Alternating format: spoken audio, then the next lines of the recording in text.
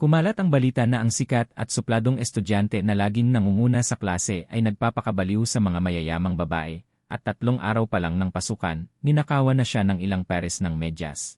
Ang mga tingin ng kalalakihan ay parang mga lobo, gustong-gusto siyang kainin, pero ang sikat na estudyante ay may matinding pagkasuklam sa mga lalaki. Ayaw niya sa kaklasing lalaki na katabi niya, at pinaalis niya ang 3 lalaki sa loob ng 1 araw. Hinding-hindi niya papayagan na hawakan ng kahit sino ang mga gamit niya. Sa unang araw ko ng paglipat, ipinuwesto ako ng guro sa tabi niya. Nagulat ang lahat. Akala nila wala na akong pag-asa. Sinabi sa akin ng bagong kaklase kong si Du Ziteng, dahil daw si Xun Yanchu ay may pagkamalinis. Huwag mong hahawakan ang mga gamit niya, kundi papagalitan ka. Nang makita niya ang hindi makapaniwala kong reaksyon, inagdag pa ni Du Ziteng na ang mga naging katabi niyang lalaki ay natakot at nagkusang humiling na lumipat ng pwesto. Itinukod ko ang kanang kamay ko sa aking pisngi at nagtatakang nagtanong kung bakit. Kakainin ba niya ang tao? Natawa ang mga nakikinig. Hindi naman. Pero maninigaw siya. Dati, pinaalis ni Xun Yanchu ang 3 lalaki sa 1 araw. Simula noon, si Lin Mingyaw na lang ang katabi niya. Kaya pala gulat na gulat ang lahat nang ipaupo ako ng punong guro sa tabi ni Xun Yanchu. Naalala ko ang malamig na mukha ni Xun Yanchu. Kung maninigaw siya, sigurado nakakatakot. Ngumisi si Du Ziteng. Kung natatakot ka, magpahanap ka na lang ng ibang pwesto sa punong guro. Mabilis na natapos ang 10 minutong break. Hindi bumalik si Xun Yanchu sa unang klase at hindi rin nagtanong ang guro tungkol sa kanya. Mukhang sanay na siya sa ganitong sitwasyon. Hanggang sa tumunog ang bell para sa 2nd klase, bakante pa rin ang upuan ng katabi ko. Sinulyapan ko ang malinis at maayos na mesa sa tabi ko. Bigla akong napakalamig. Binuksan ng isang kaklase ang aircon, at ang pwesto ko ay nasa mismong ilalim ng aircon. Medyo malamig, bumahing ako ng ilang beses. Sa puntong ito, may isang maliit na figura ang bumukas ng likurang pinto at pumasok. Sumunod ang tunog ng paghila ng upuan. Bahagyang gumalaw ang 2 mesa. Bumalik na si Xun Yanchu. Nakita ko sa gilid ng mata ko ang isang itim na anino. Lumingon ako at nakita kong iniabot ni Xun Yanchu ang kanyang uniform jacket. Sa harap ko, isuot mo. Bahagya akong nanlaki ang mga mata. Nagkatinginan kami ng ilang segundo. Iniwas ni Xun Yanchu ang kanyang tingin. May bahid ng pagkabahala sa kanyang karaniwang malamig na ekspresyon. Suminghot siya. Kinuyom niya ang kanyang kamay na nakapatong sa kanyang hita. Nakita kong giniginaw ka. Malinis yan, bagong laba kagabi. Hindi ko pa yan nasusuot ngayon. Nakatiwangwang lang at nakakasagabal. Kung giniginaw ka, isuot mo na. Baka magkasakit ka pa. Kaya isinuot ko ang jacket ni Xun Yanchu dahil giniginaw talaga ako at hindi pa ako tuluyang gumaling sa sakit. Ayokong mag-sick leave. Isa pa, maganda ang unang impresyon sa akin ni Xun Yanchu. Sa tingin ko, siya ay mabait na kaklase na may malamig na panlabas pero may mainit na puso. Pagkatapos kong isuot ang jacket, mabilis kong naramdaman ang init. Pagkatapos kong isara ang zipper, naalala ko agad ang sinabi ko kanina tungkol sa pananakit ng tiyan. Mayroon siyang germophobia. Ayaw niya na may humawak sa mga gamit niya. Kung hindi, mapapagalitan ka. Napahinto ako nang tumingin ako sa fitted na uniforme. Sumimangot si Xun Yanchu.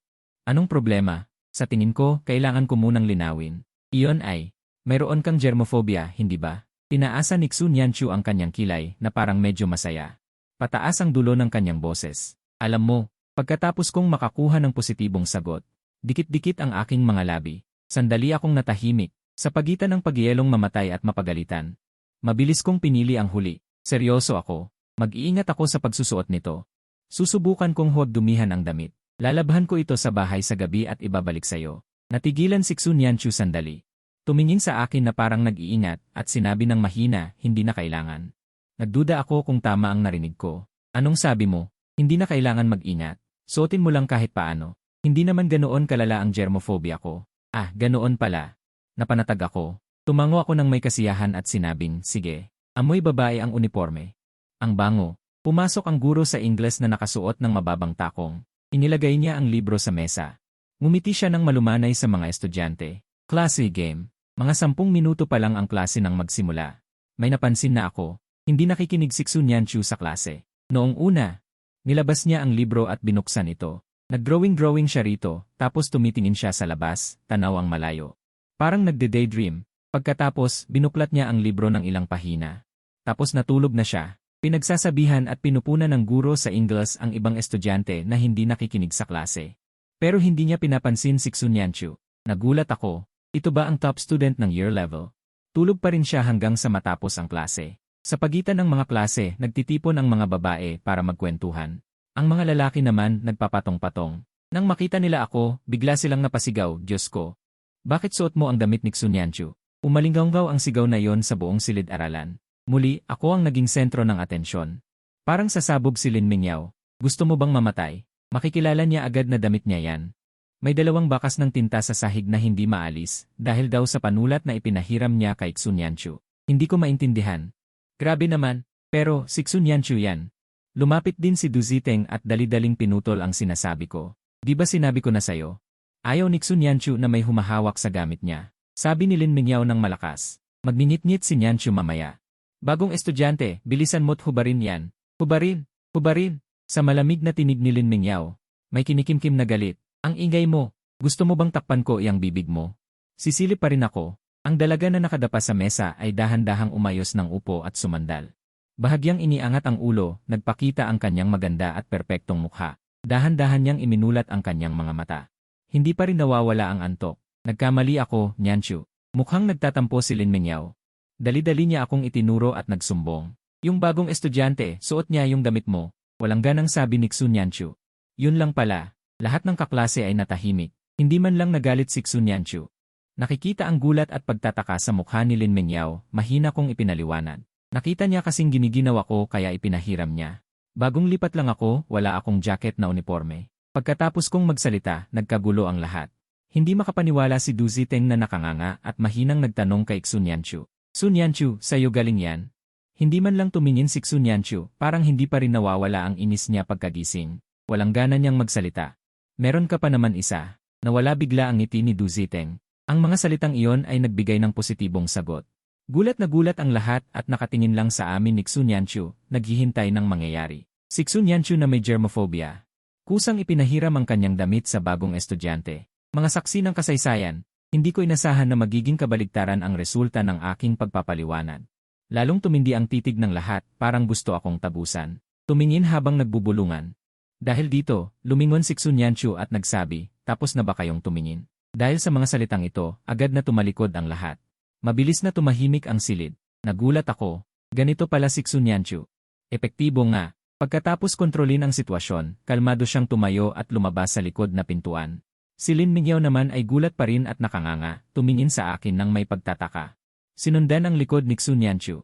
Nyanchu, teka lang. Pagkaalis ni Xunyanchu, dahan-dahang bumalik ang ingay sa silid-aralan. Lumapit si Du Ziteng sa upuan ko. Sasama ka ba sa kantina? Muli siyang ngumiti. Wala akong dahilan para tumanggi. Dahil siya ang unang nagpakita ng kabaitan sa akin bukod kay Xunyanchu. Papunta sa kantina. Tanong ni Du Ziteng, Jen Yichen, anong negosyo ang pinagkakakitaan ng pamilya nyo? At saang eskwelahan ka nag-aral dati? Dahil mataas ang tuition sa experimental na mataas na paaralan, karamihan sa mga estudyante rito ay may kaya sa buhay. Kaya inaalam muna nila ang background ng isa't isa para malaman ang estado sa buhay. Sumagot ako ng hindi malinaw. Sa 11 high ako nag-aral dati. Tumango si Du Ziteng. Lumabas kami ng gusali. Malapit na tayo sa kantina. Muli siyang nagpalit ng usapan. Magkakilala na ba kayo ni Xunyanchu dati?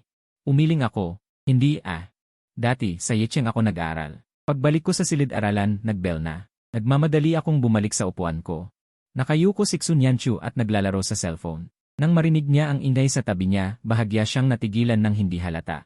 Nang makita niya ako sa gilid ng mata niya na umupo, saka siya lumingon. Kumislap ang mga mata ni Xunyanchu. Nag-angat ako ng tingin. Umiti ako at bumulong.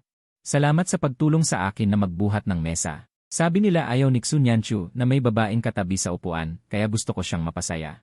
Para hindi niya ako paalisin. Gustong-gusto ko talaga ang nasa huling hanay at ang katabi ko ay isang magandang babae na nagpapahiram ng jacket. Kayang bigyan ang sarili niya ng pangginaw na isuot. Tiningnan ako ni Xunyanchu nang walang emosyon at agad na ibinaba ang kanyang mga mata. Ipinagpatuloy niya ang paglalaro ng cellphone. Walang anuman. Pagkasabi ko noon, kinuha ko ang aking workbook sa English. Balak kong tapusin muna ang takdang aralin sa English bago magsimula ang klase sa chemistry. Hindi ko napansin na nagnanakaw ng sulyap sa akin ang isang tao at hindi napansin na otomatikong namatay ang screen ng kanyang cellphone. Inilapag niya lamang ang cellphone nang pumasok ang guro sa chemistry. Hindi ko alam kung ano ang iniisip niya. Para sa mga asignaturang hindi niya gusto, ang 40 minuto ng klase ay parang 4 na oras na mahaba at nakakapagod. Nakatitig si Lin Mingyao sa orasan at binibilang sa kanyang isipan. Nang bumilang siya sa isa, tumunog ang kampana ng pagtatapos ng klase. Yes! Sa sobrang tuwa ay nasabi niya ang kanyang nasa isip. Lagot, agad namang tinamaan ng chop ng guro sa chemistry. Sa kanyang chemistry book, mabilis na tumayo si Lin Mingyao. Guro, nagkamali ako. Sanay na ang mga kaklase sa ganitong eksena. Tahimik na lamang silang ngumisi. Nang makita ng guro sa chemistry ang kanyang hitsura na walang anumang pagsisisi, huminga siya ng malalim. Sa susunod na klase, tatayo ka habang nakikinig. Pagkatapos ng klase, lumapit si Lin Mingyao kay Xun Yanchu na pagalit. Grabe. Ewan ko ba kung bakit, bigla na lang akong napasigaw kanina, pagtatawanan na naman ako ng 2 araw. Palihim na sinulyapan ni Lin Mingyao si Xun Yanchu, mapupula ang labi nito, at bahagyang nakapikit. Ayos lang yan, bihira siyang pintasan ni Xun Yanchu, atin yan. Hindi mo ba ako pwedeng bigyan ng kahit kaunting respeto sa harap ng bagong kaklase natin? Tumigil ako sa pagbuklat ng libro. Nakikinig sa kanilang usapan, kalmadong sinabi ni Xun Yanchu, meron ba? Naku, palagi rin naman akong nag-aalala sa imahe ko. Baliwalang sabi ni Xun Yanchu. Hindi ko napansin. Tapos sinabi niya sa mapanuyang tono, sa harap ng bagong kaklase. Ayusin ko na lang ang sarili kong imahe. Dumating agad ang uwian, sabik na umuwi ang lahat. Hindi pa tapos ang bell, nagtakbuhan na palabas, nang makarating si Lin Mingyao at Xun Yanchu sa gate ng school. Napansin niya na may kakilala sa harapan, ay si Jiang Yichen ba yon? Tuwing uwian, laging nakaparada sa gate ng school ang iba't ibang magagarang sasakyan para sunduin ang kanilang mga anak. Kailangan lang maghintay ng mga estudyante sa gate, ilan lang ang naglalakad papunta sa kabilang kanto, doon ang bus stop at drop-off point ng Didi. Ang mga ito ay karaniwang mga batang nagmula sa simpleng pamilya na nakakuha ng scholarship dahil sa kanilang mataas na grado. Nang makita akong papunta sa bus stop, sinabi ni Lin Mingyao, sumasakay ng bus si Jiang Yichen. Ang totoo, sinusundan ko ang direksyon ng navigation app para hanapin ang drop-off point ng Didi, pero mahina ang signal ng cellphone ko. Nang makalagpas ako sa isang kanto, nagpaalala ito na lumihis na ako sa ruta at kailangan kong bumalik, napabuntong hininga ako. Paglingon ko, may isang dalaga na papalapit, tinatakpan ng makapal na bangs ang kalahati ng kanyang mukha. May mga graffiti sa kanyang uniform, mukhang isang delinquent, at halata sa kanyang mukha na may masama siyang balak. Hoy, baguhan ka. Wala sa loob akong umatras ng 2 hakbang. Gusto kong lumayo, ayaw kong makipag-usap sa ganitong klaseng tao, ayaw ko ring magkagulo sa unang araw ko sa bagong school. Akmang aalis na ako, bitbit ang bag ko, pero hindi nagpatinag ang babae, hinawakan niya ang braso ko.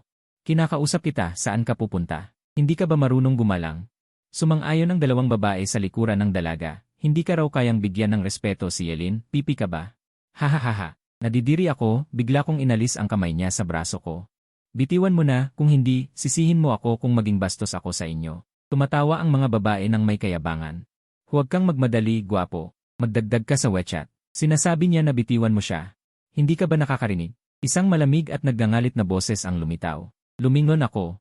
Mahigpit ang mukha ni Xun Yanchu. Nakakatakot ang titig sa mga babaeng ito. Si Lin Mingyao ay patakbong lumapit din. Yelin, ang sama mo talaga. Nakakita ka lang ng gwapong lalaki, dumidikit ka na ng walang kahihiyan. Lumapit si Xun Yanchu kay Yelin, ang kanyang mukha ay nagtataglay ng banal na galit. Binalaan na kita.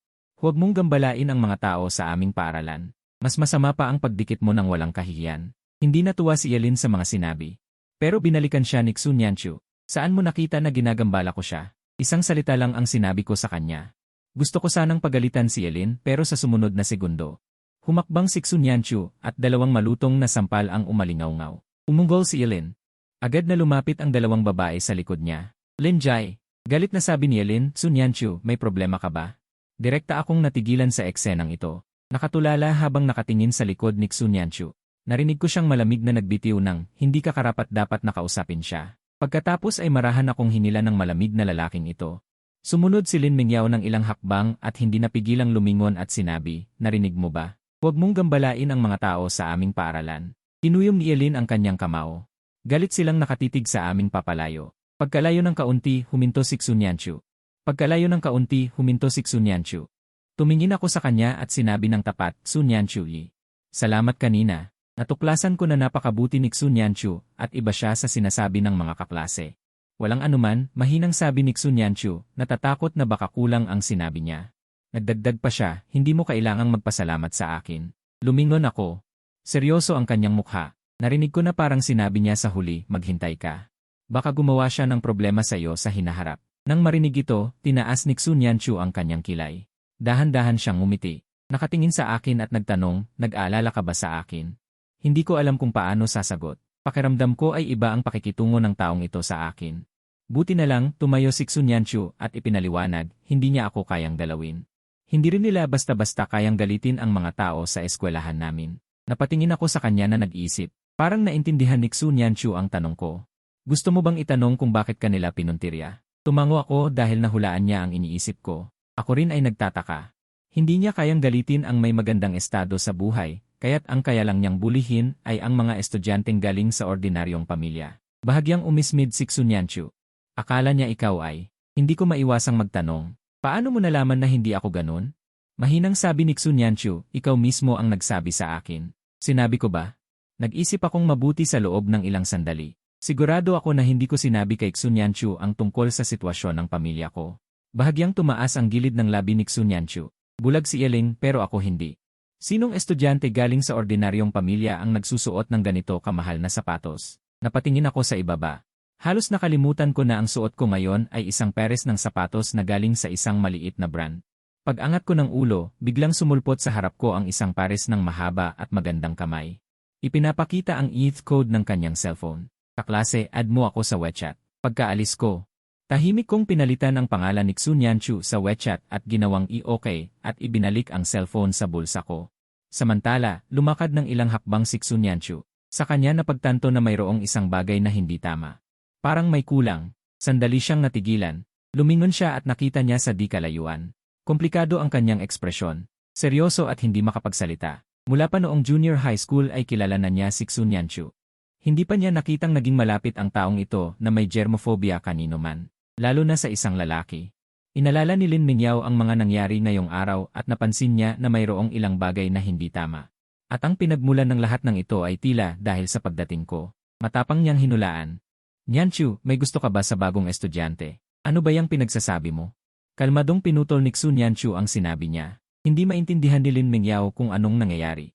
Ito pa ba ang Xunyanchu na kilala niya? Pagka-uwi ko sa bahay, sinasamahan ng tatay ko ang isang babaeng maganda at nagbabasa ng magazine sa sala. Nang marinig ang ingay, lumingon ang tatay ko at nagtanong, nandito ka na? Nagpalit ako ng sapatos at pumasok sa bahay. Nakita kong tumingin sa akin ang babae. Nagtama ang aming mga mata. Tinawag ko siyang, tita. Mahinang umimik ang babae. Bumalik siya sa pagbabasa ng magazine. Kumusta ang unang araw sa eskwela? Ayos naman. Mababait ang mga guro at kaklase. Ay nako, bulalas ng babae sa tabi. Nag-alalang nagtanong si Jiang Yichen. Bakit? Parang sumasakit ang tiyan ko. Gusto ko nang bumalik sa kwarto. Tumahimik ako. Nang magsara ang pinto ng master bedroom, biglang nanlamig ang sala. Ininit ko ang natirang pagkain sa hapagkainan. Tahimik akong kumain mag-isa. 2 linggo na ang nakalipas. Nagdiborsyo ang mga magulang ko. Mabilis silang bumuo ng bagong pamilya. Ipinagkatiwala ako ng korte sa aking ama. Sumama ako sa kanya sa paglipat dito. Ipinasok niya ang kanyang asawa at anak na babae, at inayos din ang paglipat ko ng paaralan. Pagkatapos kong maligo, binuksan ko ang refrigerator. Kumuha ako ng isang bote ng cola. Isang malaking lagok ng cola ang bumaba sa aking lalamunan. Mabilis na tinanggal ng carbonated na inumin ang init ng katawan, at tinangay ang bahagi ng kalungkutan. Bigla akong gumaan ang pakiramdam. Kinabukasan, ika-negatibo 1-0 ng umaga, sumali ang buong guro at mag-aaral sa earthquake drill. Pagkarinig ng tunog, mabilis na bumaba ang lahat at nagtipon sa palaruan. Pagkatapos sabihin ng prinsipal ang balita, umalinggaw ang reklamo. Sa mainit na tag-araw, walang gustong umalis sa air-conditioned na silid-aralan para magpainit sa araw sa palaruan. Ngunit walang pagpipilian ang lahat. Nang tumunog ang alarma, mabilis na tumayo ang mga mag-aaral at lumabas. Sumunod ako kay Xunyanchu sa pagbaba. Kasama rin ang mga mag-aaral mula sa katabing klase. Nakita ko ang maraming lalaki mula sa katabing klase. Palaging sumusulyap kay Xunyanchu. Paminsan-minsan ay ngumingiti at paminsan-minsan ay nagpapahiwatig sa ibang mga lalaki. Isa sa kanila ang kumuha ng kanyang cellphone at lihim siyang kinunan ng litrato sa gitna ng kaguluhan, ngunit si Xunyanchu mismo ay kalmado. Ganoon pa rin siya, na parang walang pakialam sa anumang mangyari, na parang sanay na siya. Pagkalabas ng gusali, tumakbo ang mga mag-aaral papunta sa kanilang mga lugar. Malakas na sumigaw ang guro. Mga mag-aaral, yumuko kayo. Sa utos, unti-unting yumuko ang lahat, na ginagawa ang pwesto ng pagyuko at pagtakip sa ulo sa panahon ng earthquake drill. Yumuko si Xunyanchu. Bigla niyang naramdaman ang isang malamig sa kanyang buto sa buntot sa likod. Nagulat siya. Agad niyang hinila pababa ang kanyang damit sa likod. Hindi matatakpan ng damit sa likod ang kanyang baywang at balakang, at makikita ang kanyang puwet. Nahihiya si Xunyanchu na nakayuko. Kaya't kinailangan niyang ilagay ang kanyang mga kamay sa likod upang hilahin ang kanyang damit. Nakatayo ang guro sa harap ng hanay ng klase at sumigaw ng malakas. Takpan ang iyong ulo gamit ang iyong mga kamay. Sa panahon ng lindol, kailangang takpan ang ulo gamit ang mga kamay. Para protektahan at umiwas sa mga nahuhulog na bagay. Pagkarinig nito, nag-aalangan si Xunyanchu na bitawan ang isang kamay para takpan ang kanyang ulo. Mariing ipinikit ang kanyang mga mata. Hawak niya ngayon sa kaliwang kamay ang kanyang damit, habang yakap ng kanang kamay ang kanyang ulo. Ang nakaupo sa likod niya ay ako. Nang makita ko ang kanyang ginawa, sumeryoso ang mukha ng aming guro. Muling nagpaalala, ano ang dalawang kamay? Sa galit ng aming guro. Dahan-dahang binitiwan ni Xunyanchu ang kanyang kamay, at agad na umangat ang damit, nagpakita ang kanyang baywang.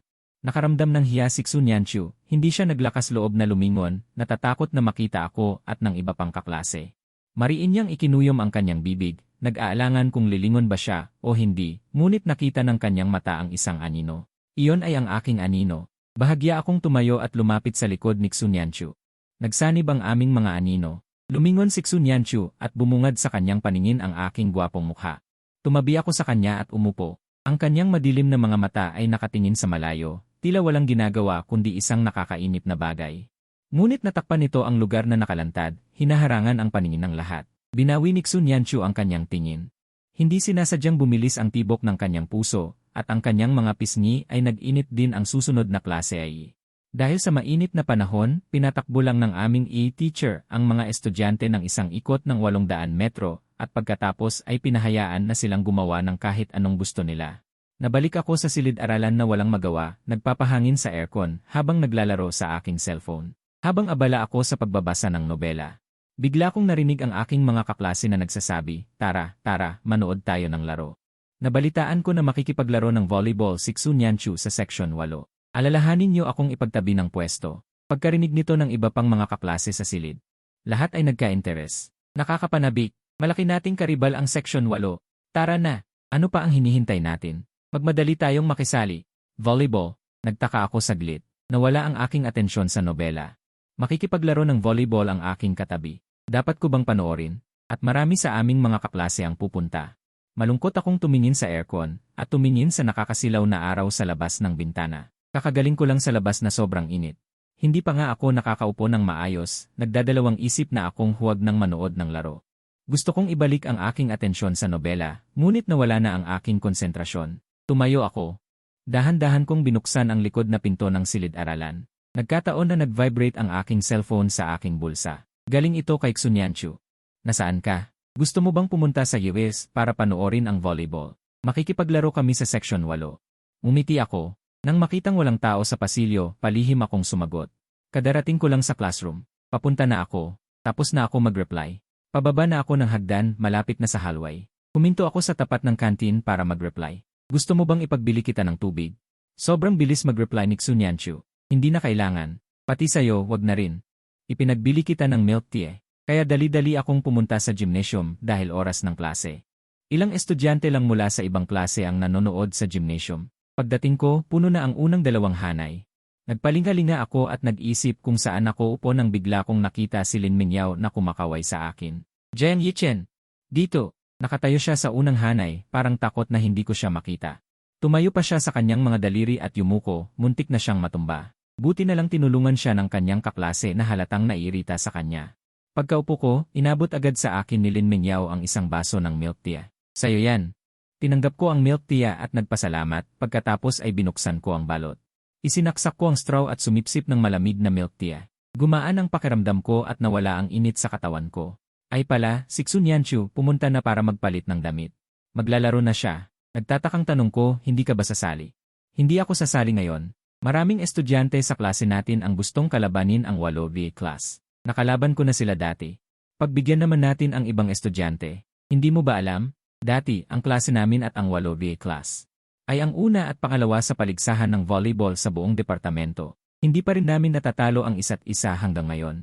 Magkaribal talaga kami sa volleyball court. Maraming babae sa klase namin ang gustong sumali. Naintindihan ko naman at tumango. Ganon pala. Gusto ko rin sanang sumali, pero pinayuhan ako ni ate niyan na pagbigyan ko ang iba. Nagtatakang tanong ko. Hindi rin ba siya sasali? Sasali si ate niyan. Kapag wala siya, kalahati ang mawawala sa tsansa nating manalo. Saka, hindi umaalis si ate niyan sa court kapag naglalaro siya. Pagkasabi niya nun, biglang lumingon si Lin Mingyao. Tumingin siya sa akin na nagtataka. Tapos, pinapunta niya ako para ipagtabi ka ng upuan at bilhan ka ng milk tea. Binilhan ka niya ng milk tea kahit naglalaro siya. Titig na titig sa akin si Lin Mingyao. May utang ba siyang malaki sa'yo? Hindi ba pwedeng sabay na lang yun? Muntik ko nang hindi masundan ang iniisip ni Lin Mingyao. Tanong ko, gusto mo bang marinig ang mga pinagsasabi mo? Bahagyang umismid si Lin Mingyao at inalis ang tingin sa akin. Mahinang bulong, bigla na lang umibig si ate niyan. Hindi ko narinig. Anong sabi mo? Napalaki ang mga mata ng mga estudyanteng nakarinig sa kabilang banda at napabulalas. Agad tinakpan ni Lin Mingyao ang kanyang bibig. Wala kang narinig kundi sisiguraduhin ni Nyanjay na hindi ka na magkakaroon. Hindi ko masyadong narinig kaya hindi ko na masyadong pinansin. Sumipsip ulit ako ng milk tea, saka ko lang naalala ang isang problema. May nagtitinda ba ng milk tea sa eskwelahan natin? Sumagot si Lin Mingyao, wala. Naguluhan ako. Kung ganon, saan galing to? Umiling si Lin Mingyao sa akin. Sikreto to, hindi ko pwedeng sabihin sa'yo. Sige na nga. Hindi na ako nagtanong pa. Sa ikatlong sipsip ko, nagkaroon ng kaunting ingay sa gymnasium.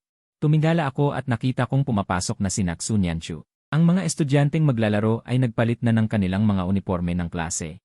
Sa pangunguna ni Xu Nianchu, dahan-dahan silang naglakad papasok sa court mula sa locker room. Kahit na ganoon pa rin kataas at malamig si Xu Nianchu. Ngunit sa pagtayo niya sa court, nagbigay siya ng pakiramdam ng sigla at pag-asa. Sabay-sabay na nagsimulang pumalakpak ang mga estudyante sa loob ng ilin. Sinuportahan nila ang mga manlalaro ng kanilang klase. Agad kong ibinaba ang milk tea at pumalakpak, hindi inaalis ang tingin kay Xu Nianchu habang pumapasok. Hanggang sa lumingon siya at nagtama ang aming mga mata. Bahagyang bumagal ang paglalakad ni Xu Nianchu. Bahagyang itinulak siya ng mga estudyanteng nasa likod niya na walang kamalayan. Nianji, anong tinitignan mo? Nagsimula na. Natigilan si Xu Nianchu, walang nagawa kundi bawiin ang tingin at pumunta sa gitna ng court. Sa tunog ng sipol, nagsimula ang palakaibigang laro sa pagitan ng dalawang klase. Sa sigawan ng mga estudyante. Sunod-sunod na puntos ang nakuha ni Xu Nianchu, pinatutunayan ang unang sinabi ni Lin Mingyao. Kung wala siya, kalahati ang mababawas sa tsansa ng klase natin na manalo. Pagkatapos niyang sabihin yon, lumingon si Xu Nianchu sa direksyon namin. Sobrang proud si Lin Mingyao. Kita mo, hindi ako nagkamali diba? Sinulyapan ni Xu Nianchu ang katabi kong ako. Hinal niyang isinenyas ang timeout at sumigaw sa referee. Palitan. Magpapahinga muna ako. Natigilan si Lin Mingyao. Anong ginagawa ni Nyanjay? Dire-diretsong naglakad si Xu Nianchu papunta dito. Mingyao, ikaw na. Nakaupo pa rin si Lin Mingyao sa upuan, hindi makapaniwala sa narinig niya. Natigilan siya at napabulalas. Pagmamadaling sabi ni Xu Nianchu, ano pang hinihintay mo? Pumunta ka na. Natigilang tumayo si Lin Mingyao, pinapanood si Xu Nianchu na umupo sa kanyang pwesto sa manonood. Nyanjay, baka nasaktan ka kung saan. Tumingin ang ilang estudyante at lumapit din ang ilang kakampi sa court para magtanong. Ayos ka lang ba? Bahagyang tumagilid si Xu Nianchu, sinalubong ang nag-aalala kong tingin. Muling tumingin kay Lin Mingyao at sumagot, paano mangyayari? Pagod lang. Sige, ikaw na, nang marinig ito, kampanteng tumugon si Lin Mingyao at tumakbo papasok sa court ng volleyball. Unti-unting bumabakat ang pawis mula sa aking mga pores. Pinanood ko si Xu Nianchu na elegante umiinom ng mineral water habang bahagyang basa ang buhok. Nag-aalalang tanong ko sa kanya, pagod ka ba? Ngumisi si Xu Nianchu. Hindi. Nagpatuloy ang laro sa court, ang ingay at hiyawan sa loob ng gymnasium. At ang mga tunog tulad ng sipol ay pinagsama-sama, napakagulo. Sabi ni Lin Mingyao, hindi ka raw naglalaro dati. Tanong ko, hindi ka na ba pwede ngayon? Ramdam ko ang pawis sa kanya. Pakiramdam ko kung may nasabi ba akong mali. Wala, pilit kong itinanggi. Nakita kong tumulo ang pawis mula sa kanyang noo pababa sa kanyang kilay. Dali-dali akong kumuha ng isang pakete ng tissue mula sa aking bulsa. Sinamantala ko ang pagkakataon upang baguhin ang paksa. Pinagpapawisan ka. Gusto mo bang magpunas? Buti na lang at binigyan pa rin ako ni Xu Nianchu ng respeto. Tumugon siya at kinuha ang tissue, kumuha ng isang piraso para punasan ang pawis. Hindi na siya nagtanong pa. Ngunit malamig pa rin ang kanyang ekspresyon. Kinakabahan kong tumingin sa paligid, nasulyapan ko ang maraming chismis mula sa mga tao sa paligid. Mukhang may nasabi nga akong mali. Anong gagawin ko? Sumulyap ako kay Xu Nianchu. Walang ekspresyon siyang nakatingin sa court, ngunit ang kanyang mga mata, parang hindi naman nanonood ng laro. Iniisip ko kung dapat ba akong humingi ng tawad, pero kakausal ko pa lang ng isang salita. Nakita ko si Xu Nianchu na tumayo. Pumunta siya sa isang kaklase sa court. Bago umalis, bumulong siya ng isang pangungusap na kamilang dalawa ang nakarinig. Tingnan mo, ang iba ay likod lang niya ang nakikita. Anong nangyayari? Hindi ba sinabi ni Xu Nianchu na pagod siya? Bakit siya naglaro ulit? Hindi ko alam kung dahil ba mas magaling. At mas magkasundo si Xun Yanchu at Lin Mingyao. Nang maglaro ulit, mas gumaling si Xun Yanchu kaysa kanina. Si Lin Mingyao ang nagpasa sa harap, si Xun Yanchu naman sa likod. Magkasundo ang dalawa at nakakuha ng puntos. Nagpapatuloy pa rin ang laro. May umupo na naman sa tabi ko. Si Du Zaiting. Nakangiti niyang tanong, bakit ka na parito? Parang nakita kong tinawag ka. Malabo kong sinabi, gusto ko lang manood, ayokong sabihin sa kanya na tinawag ako ni Xun Yanchu. Kung sinabi mo sana sa akin agad, ipinagpareserba na sana kita ng upuan para hindi na makaabala ng iba. Hindi pa kami ganoon ka-close. Ngumiti na lang siya at sinabing, sa susunod na lang siguro dahil sa oras ng hindi sapat para tapusin ang isang laro ng bola. Habang nagaganap pa ang laro nang mag-ring ang bell para sa susunod na klase. Kaya't lahat ay nagmamadaling bumalik sa gusali ng paaralan. Maliban sa akin at kay Xun Yanchu, ang isa sa amin ay hindi na mapigilan at kailangang pumunta sa banyo. Ang isa naman ay uhaw na uhaw at bibili ng inumin. Nang lumabas ako ng irin, sakto namang nakasalubong ko. Si Xun Yanchu at Lin Mingyao nakakabili lang ng inumin. Nagring ang bell at maraming estudyante pa. Ang naglalakad ng dahan-dahan sa unang palapag. Nabara ang hagdanan. Kaming tatlo ay nasa likod ng pila. Hindi ko alam kung kailan lumitaw ang aming guro sa kabilang bahagi ng gusali ng paaralan, biglang sumigaw ng malakas. Bilisan inyo! Ang magpapabagal, ang huling makabalik sa klase. Tatakbo ng 30 ikot sa palaruan pagkatapos ng klase. Hindi pa niya natatapos ang 3 pangungusap, nagtakbuhan na ang lahat papunta sa itaas. Naiwan ako sa hulihan ng pila. Dali-dali akong nagsabi kina Xun Yanchu na bilisan nila at sumunod sa karamihan papunta sa itaas. Sinubukan ni Lin Mingyao na habulin kami, ngunit nakarinig siya ng sigaw ni Xun Yanchu, Mingyao, nakabukas ang sintas ng sapatos mo. Biglang huminto si Lin Mingyao at yumuko para tingnan. Wala ah. Nyanji, niloloko mo ba ako? Lito siyang lumingon. Napansin niyang nauna na ako. Sa loob lang ng 2 pangungusap, si Xun Yanchu at Lin Mingyao ang naging huli. Walang magawa si Lin Mingyao. Sa pagkakataong ito, pareho tayong nasa hulihan. Anong ikinababahala mo? Naglakad ng dahan-dahan si Xun Yanchu hanggang makita niyang nakaakyat na ako sa itaas, saka sinabi, huwag kang mag-alala, ako ang huling papasok. Sige, tiyak na hindi ka paparusahan ng guro. Nakatayo ang guro sa may pintuan ng silid-aralan, nakasimangot na pinapanood ang isa-isang pagpasok ng kanyang mga estudyante. Tulad ng sinabi ni Lin Mingyao, nang makita ng guro na sila ang huling pumasok, umungol lang siya ng hindi maganda. Hindi na niya binanggit ang pagtakbo sa palaruan. Ang klase sa oras na ito ay chemistry. Ang guro sa chemistry ay isang veteranong guro na malapit ng magretiro. Inilapag niya ang kanyang termos sa plataporma at sinabi ng dahan-dahan, sa klaseng ito, tatalakayin muna natin ang takdang aralin kahapon. Kunin ang inyong mga workbook at buklatin ito. Nakalimutan kong dalhin ang aking libro. Lumapit ang guro sa unang hanay. Kumatok siya sa mesa ng katabi niyang estudyante, ipahiram mo sa akin ang iyo. Sabay kayong tumingin sa isang libro ng iyong katabi. Ang estudyanteng hiniraman niya ng libro ay nanigas ng hindi komportable. Pagkatapos ay narinig niya ang sinabi ng guro ng mahina. Hindi ka sumagot ah. Umalinggaw ang mga tawa sa lahat ng dako. Hindi ako tumawa. Dahil hindi ko rin natapos. 3 multiple choice questions lang ang nasagutan ko. Palihim kong sinulyapan ang mesa ni Xun Yanchu.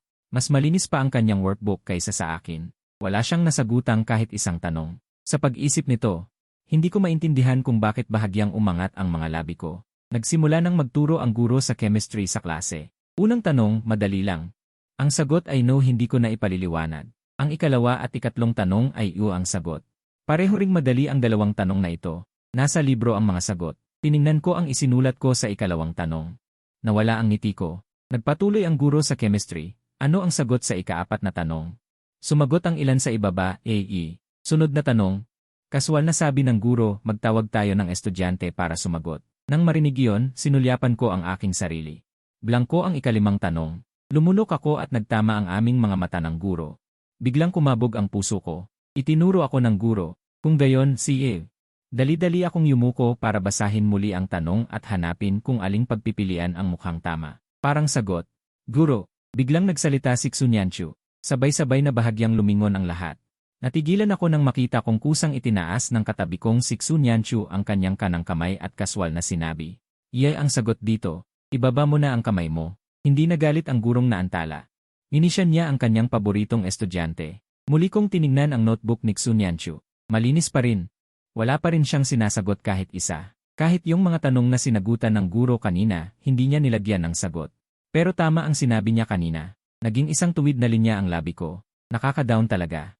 Ibig sabihin, hindi na kailangan pang sumulat ng iba, pero ako, hindi ko alam kung paano sumagot. Pero buti na lang at sumaklolo si Xunyanchu. Kung hindi, 70% na tatawagin ako ng guro. Sa isip ko, kinamot ko ang ulo ko gamit ang panulat at tahimik na isinulat ang sagot sa tanong. Pagkatapos ay lumingon ako at nakita ko si Xunyanchu na nakapatong ang siko sa mesa, nakasuporta ang baba sa likod ng kanyang kamay. Nang lumingon ako, parang lumingon siya sa pasilyo at walang pakialam. Parang ang kusang pagtaas ng kamay para sumagot sa tanong ay isang bagay lang na ginawa niya dahil nababagot siya. Oras ng pananghalian. Ang mga estudyanteng nakatira sa dormitoryo ay babalik para matulog sa tanghali. Ang mga estudyanteng umuwi naman ay mananatili sa silid-aralan para magpahinga. Ito ang pinakatahimik na oras sa paaralan.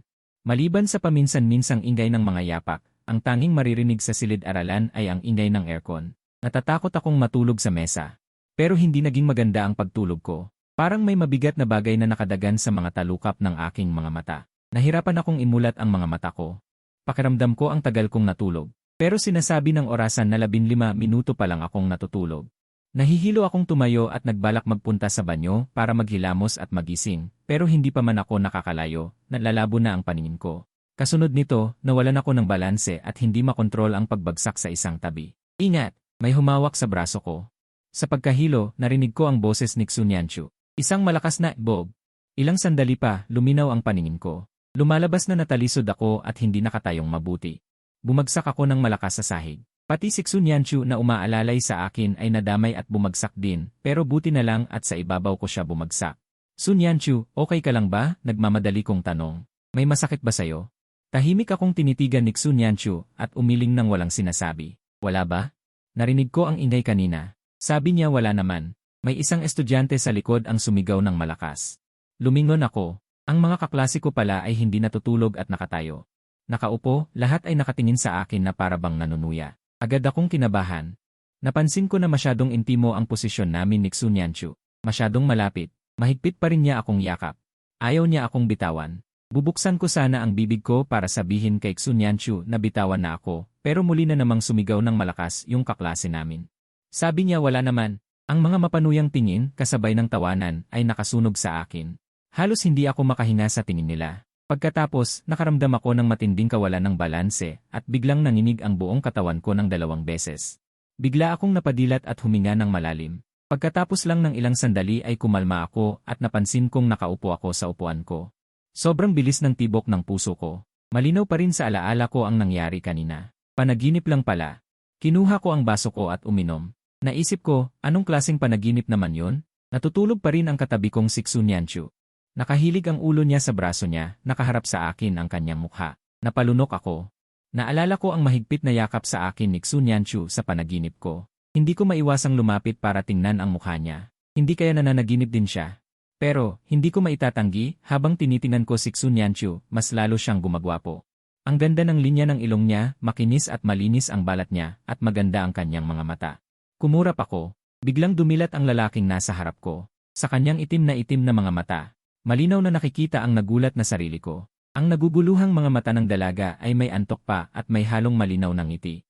Matapos mahuli, ramdam ko ang tunay na pagkagulat kaya bumilis ang tibok ng puso ko. Ang distansya naming dalawa ngayon ay halos katulad ng sa panaginip ko kanina. Agad akong umayos ng upo. Sigurado ako na hindi ako nananaginip ngayon. Anong ginagawa mo? Umupo si Xunyanchu at mahinang nagtanong sa akin. Kinamot ko ang ulo ko, nagkunwari na bagong gising, at mahinang sinabi. Ako? Gising na ako. Alam ko. Tumingin sa akin si Xunyanchu. Paggising mo, umuga pa yung mesa. Napatahimik ako bigla. Medyo nakakahiya. Tinatanong ko sa'yo, bakit mo ako tinitingnan? Dahil baka mainayan yung ibang natutulog na kaklase. Sinadya ni Xunyanchu na hinaan ang boses niya, may bahid ng tamis at pang-akit. Dahil klaro ang paghinga ko, dahil maganda ang balat mo. Paano ko naman sasabihin na dahil natulala ako sa'yo? Sa sobrang pagmamadali ko, kung ano-ano na lang ang nasabi ko. Gusto ko lang itanong kung anong brand ng mask ang ginagamit mo. Mahinang tumawa si Xunyanchu, tumaas ang mga sulok ng kanyang labi, at bahagyang namula ang kanyang tainga. Tapos lumingon siya at lumapit sa akin, at mahinang sinabi, sunlight mask ang gamit ko. Air mask ang hininga niya habang nagsasalita siya ay dumampi sa aking tainga. Sa sobrang lapit namin, bumilis ang tibok ng puso ko at tahimik na nagsimulang mamula ang tainga ko. Buti na lang, oras pa ng tanghalian, nakadukdok at natutulog ang ibang kaklase sa classroom. Walang nakakapansin sa amin. Pagkatapos magsalita ni Xu Nianchu, tumayo siya at tahimik na lumabas. Kinuha ko ang cellphone ko. Binuksan ko ang front camera. Tama nga ako, may blush na ako. Nagpapakute ba siya sa akin? Pangalawang subject sa hapon ay computer class. Pupunta sa computer lab nung nag-bell na pagkatapos ng unang subject. Hindi na makapaghintay ang ibang kaklase. Unang umalis. Tara. Magmadali tayong pumunta para makakuha ng upuan. Gusto ko yung malapit sa aircon. Sandali lang. Gusto ko ulit yung upuan ko dati. Isa-isa nang pumunta sa computer lab ang mga kaklase ko. Nakaupo pa rin ako. Dahan-dahan kong tinatapos yung mga hindi ko pa natatapos na assignment. Lumapit si Lin Mingyao at nung nakita niya ako, hindi niya napigilang magsalita. Zheng Yichen, ang sipag mo pala. Nung narinig ko yung boses niya, hindi ko tinigil yung ginagawa ko at hindi man lang tumingin sa kanya. Sumagot ako, ayoko lang dalhin yung assignment ko pauwi. Tumawa si Lin Mingyao at lumingon kay Xu Nianchu. Nianchu, tara na sa computer lab. Nakayuko at naglalaro sa cellphone si Xu Nianchu. Hindi rin niya tinigil yung ginagawa niya at hindi man lang tumingin. Anong minamadali mo? Maya-maya pa, tiningnan ni Lin Mingyao kaming magkatabi at medyo napailing. Hindi ba ninyo ako kayang tingnan habang nagsasalita? Katatapos ko lang isulat ang huling tanong at inilagay ang lalagyan ng panulat sa ibabaw ng kwaderno. Nagtaas ako ng ulo at mumiti. Nasaan ba ang computer room? Sa kabilang gusali, ikalimang palapag kaliwa, unang silid. Pagkatapos kong sabihin yon, nakita ni Lin Mingyao na agad na pinatay ni Xu Nianchu ang screen ng kanyang cellphone. Lumingon siya sa direksyon ko. Tumayo ako para magpasalamat kay Lin Mingyao. Balak ko nang pumunta sa computer room. Nang makita ito ni Lin Mingyao, bigla siyang naliwanagan. Pumalakpak siya nang tumayo si Xu Nianchu. Sumigaw siya sa akin, "Teka, sasamahan ka namin." Nang makarating kami, halos puno na ang computer room. Ang huling hilera na lang ang may 4 na bakanteng upuan. Ang iba ay nagkalat ng mga bakanteng upuan. Nagtataka ako kung bakit walang umuupo sa 4 na upuan na yon. Ngumiti si Lin Mingyao at ipinaliwanag sa akin kasi ito ang exclusive na pwesto namin ni Nian Jie. Tiningnan ko si Xu Nianchu na umupo sa tabi ko. May 2 pang bakanteng upuan sa gilid. Kayong 2 Kailangan nyo ng 4 na upuan. Hindi sila kayang umupo sa tabi ni Nian Jie. Lumingon sa akin si Xu Nianchu. Mahinang tingin. Umupo ka na. Kumurap ang kanyang mga mata. Pinaupo niya ako sa tabi niya. Wala akong masyadong iniisip. Malapit nang magsimula ang klase. Umupo na lang ako. Pagkapindot ko sa power button, hindi ko alam kung paano nakarating si Du Ziteng sa likod ko. Pabulong niyang tanong, Zheng Yichen, pwede ba akong umupo sa pwestong ito? Tumango ako. Kung gusto mong umupo, umupo ka. Masayang umupo si Du Ziteng. Sumilip siya kay Xu Nianchu at Lin Mingyao na nasa gilid ko, saka bumaling sa akin at pabulong na sinabi. Bakit lagi kayong magkatabi ni Xu Nianchu? Hindi ko naisip at sumagot, magkatabi kami sa upuan. Nanigas ang ngiti ni Du Ziteng at bumulong, pero babae siya. Napaisip ako, sa kamarahang tumango. Alam ko. Nahulaan ko na gusto akong paalalahanan ni Du Ziteng tungkol sa pagkakaiba ng lalaki at babae, pero sa paggawa ng kaibigan. Pareho lang ang lalaki at babae. Natahimik si Du Ziteng sa hindi inaasahang sagot. Wala na siyang sinabi. Ibinalik niya ang kanyang atensyon sa klase. Ang leksyon ay tumagal lamang ng 30 minuto. Ang natitirang 10 minuto ay libreng oras. Malaya ang lahat na maglaro ng mga maliit na laro sa computer. Kinuha ni Lin Mingyao mula sa kanyang bag ang kanyang Nintendo Switch at inabot kay Xu Nianchu ang isang controller. Nianji, halika. Gulat na gulat ako sa nakita ko. Grabe, dala mo pala ang game console. Kung hindi, bakit pa ako sa pinakalikod? Tinaasan ni Lin Mingyao ang kilay. Ayos lang. Parang cellphone lang yan. Basta huwag lang makita ng teacher. Dito lang ako sa gilid. Tahimik akong nanonood habang naglalaro sila ng King of Fighters. Nang magsimula ang ikalawang round, iniabot sa akin ni Xu Nianchu ang controller. Gusto mo bang sumubok? Natigilan ako sandali at pinigilan ang sarili ko. Ako ba ang kinakausap niya? Sabi ni Lin Mingyao, halika na. Hindi ako magpapakabait. Sakto, natalo siya kay Xu Nianchu kanina. Siguradong makakabawi siya ng kumpiyansa sa akin. Kinuha ko ito ng may pag-aalinlangan. Mahina kong sinabi, susubukan ko. Tumingin sa akin si Xu Nianchu at mahinang nagtanong, marunong ka ba? Tumango ako. Nakapaglaro na ako dati. Nang makita ang interaksyon namin, nawalan bigla ng gana si Lin Mingyao na labanan ako. Inihagis niya ang controller kay Xu Nianchu. Ikaw na lang, sabi niya. Tinaas ni Xu Nianchu ang kilay. Sige ba? Hindi ako magpapakabait. Si Du Ziteng din ay pinagmamasdan ang bawat detalye ng interaksyon namin. Hindi siya natutuwa at mumisi. Zheng Yichen. Gusto ko ring maglaro. Pwede bang ako muna ang sumubok? Natigilan ako. Wala akong nagawa kundi ibigay sa kanya. CJ. Sa sumunod na segundo, ibinato ni Xu Nianchu ang controller pabalik kay Lin Mingyao. Tumayo siya at umalis. Nianji.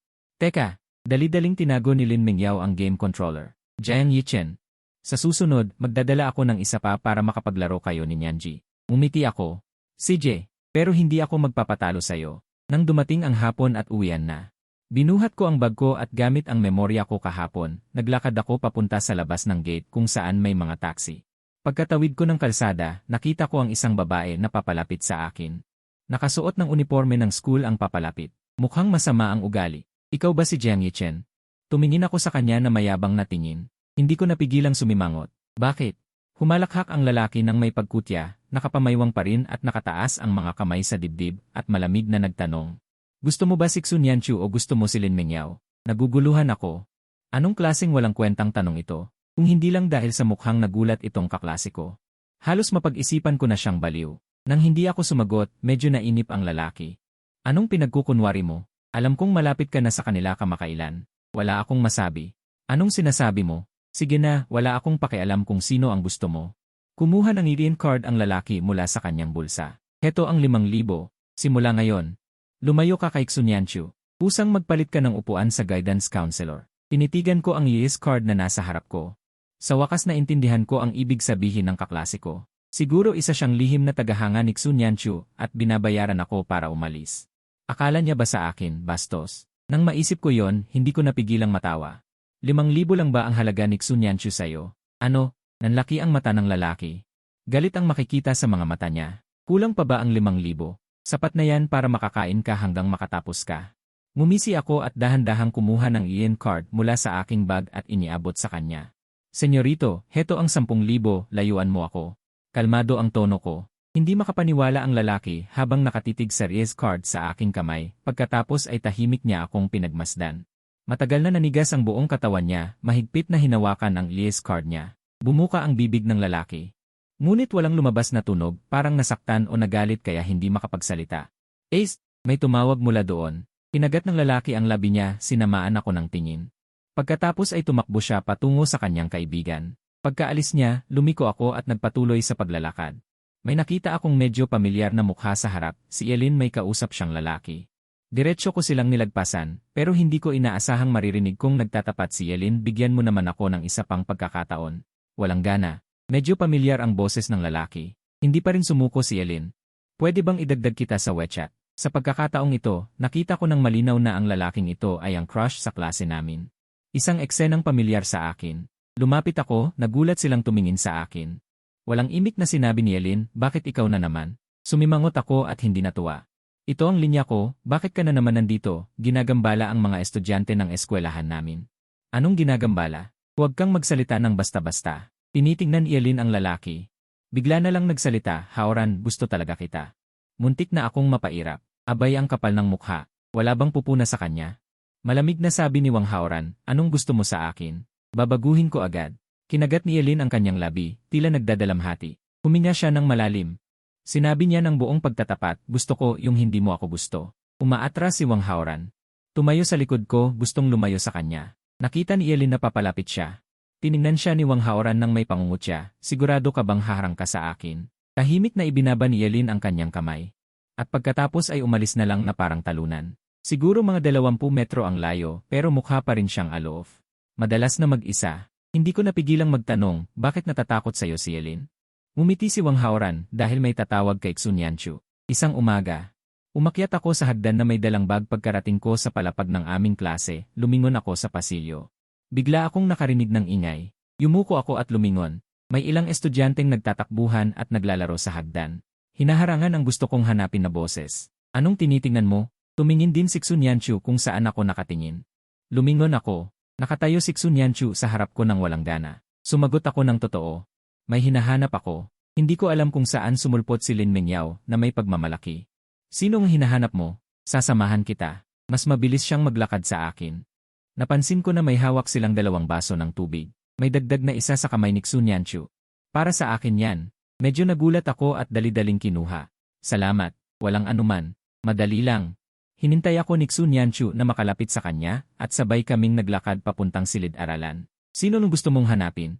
Hindi ko rin alam kung sino siya. Nakasalubong ko siya kahapon pagkatapos ng klase. Tinaasan ako ng kilay ni Xun Yanchu. Babae. Biro ni Lin Mingyao ng may sarkasmo, ganda.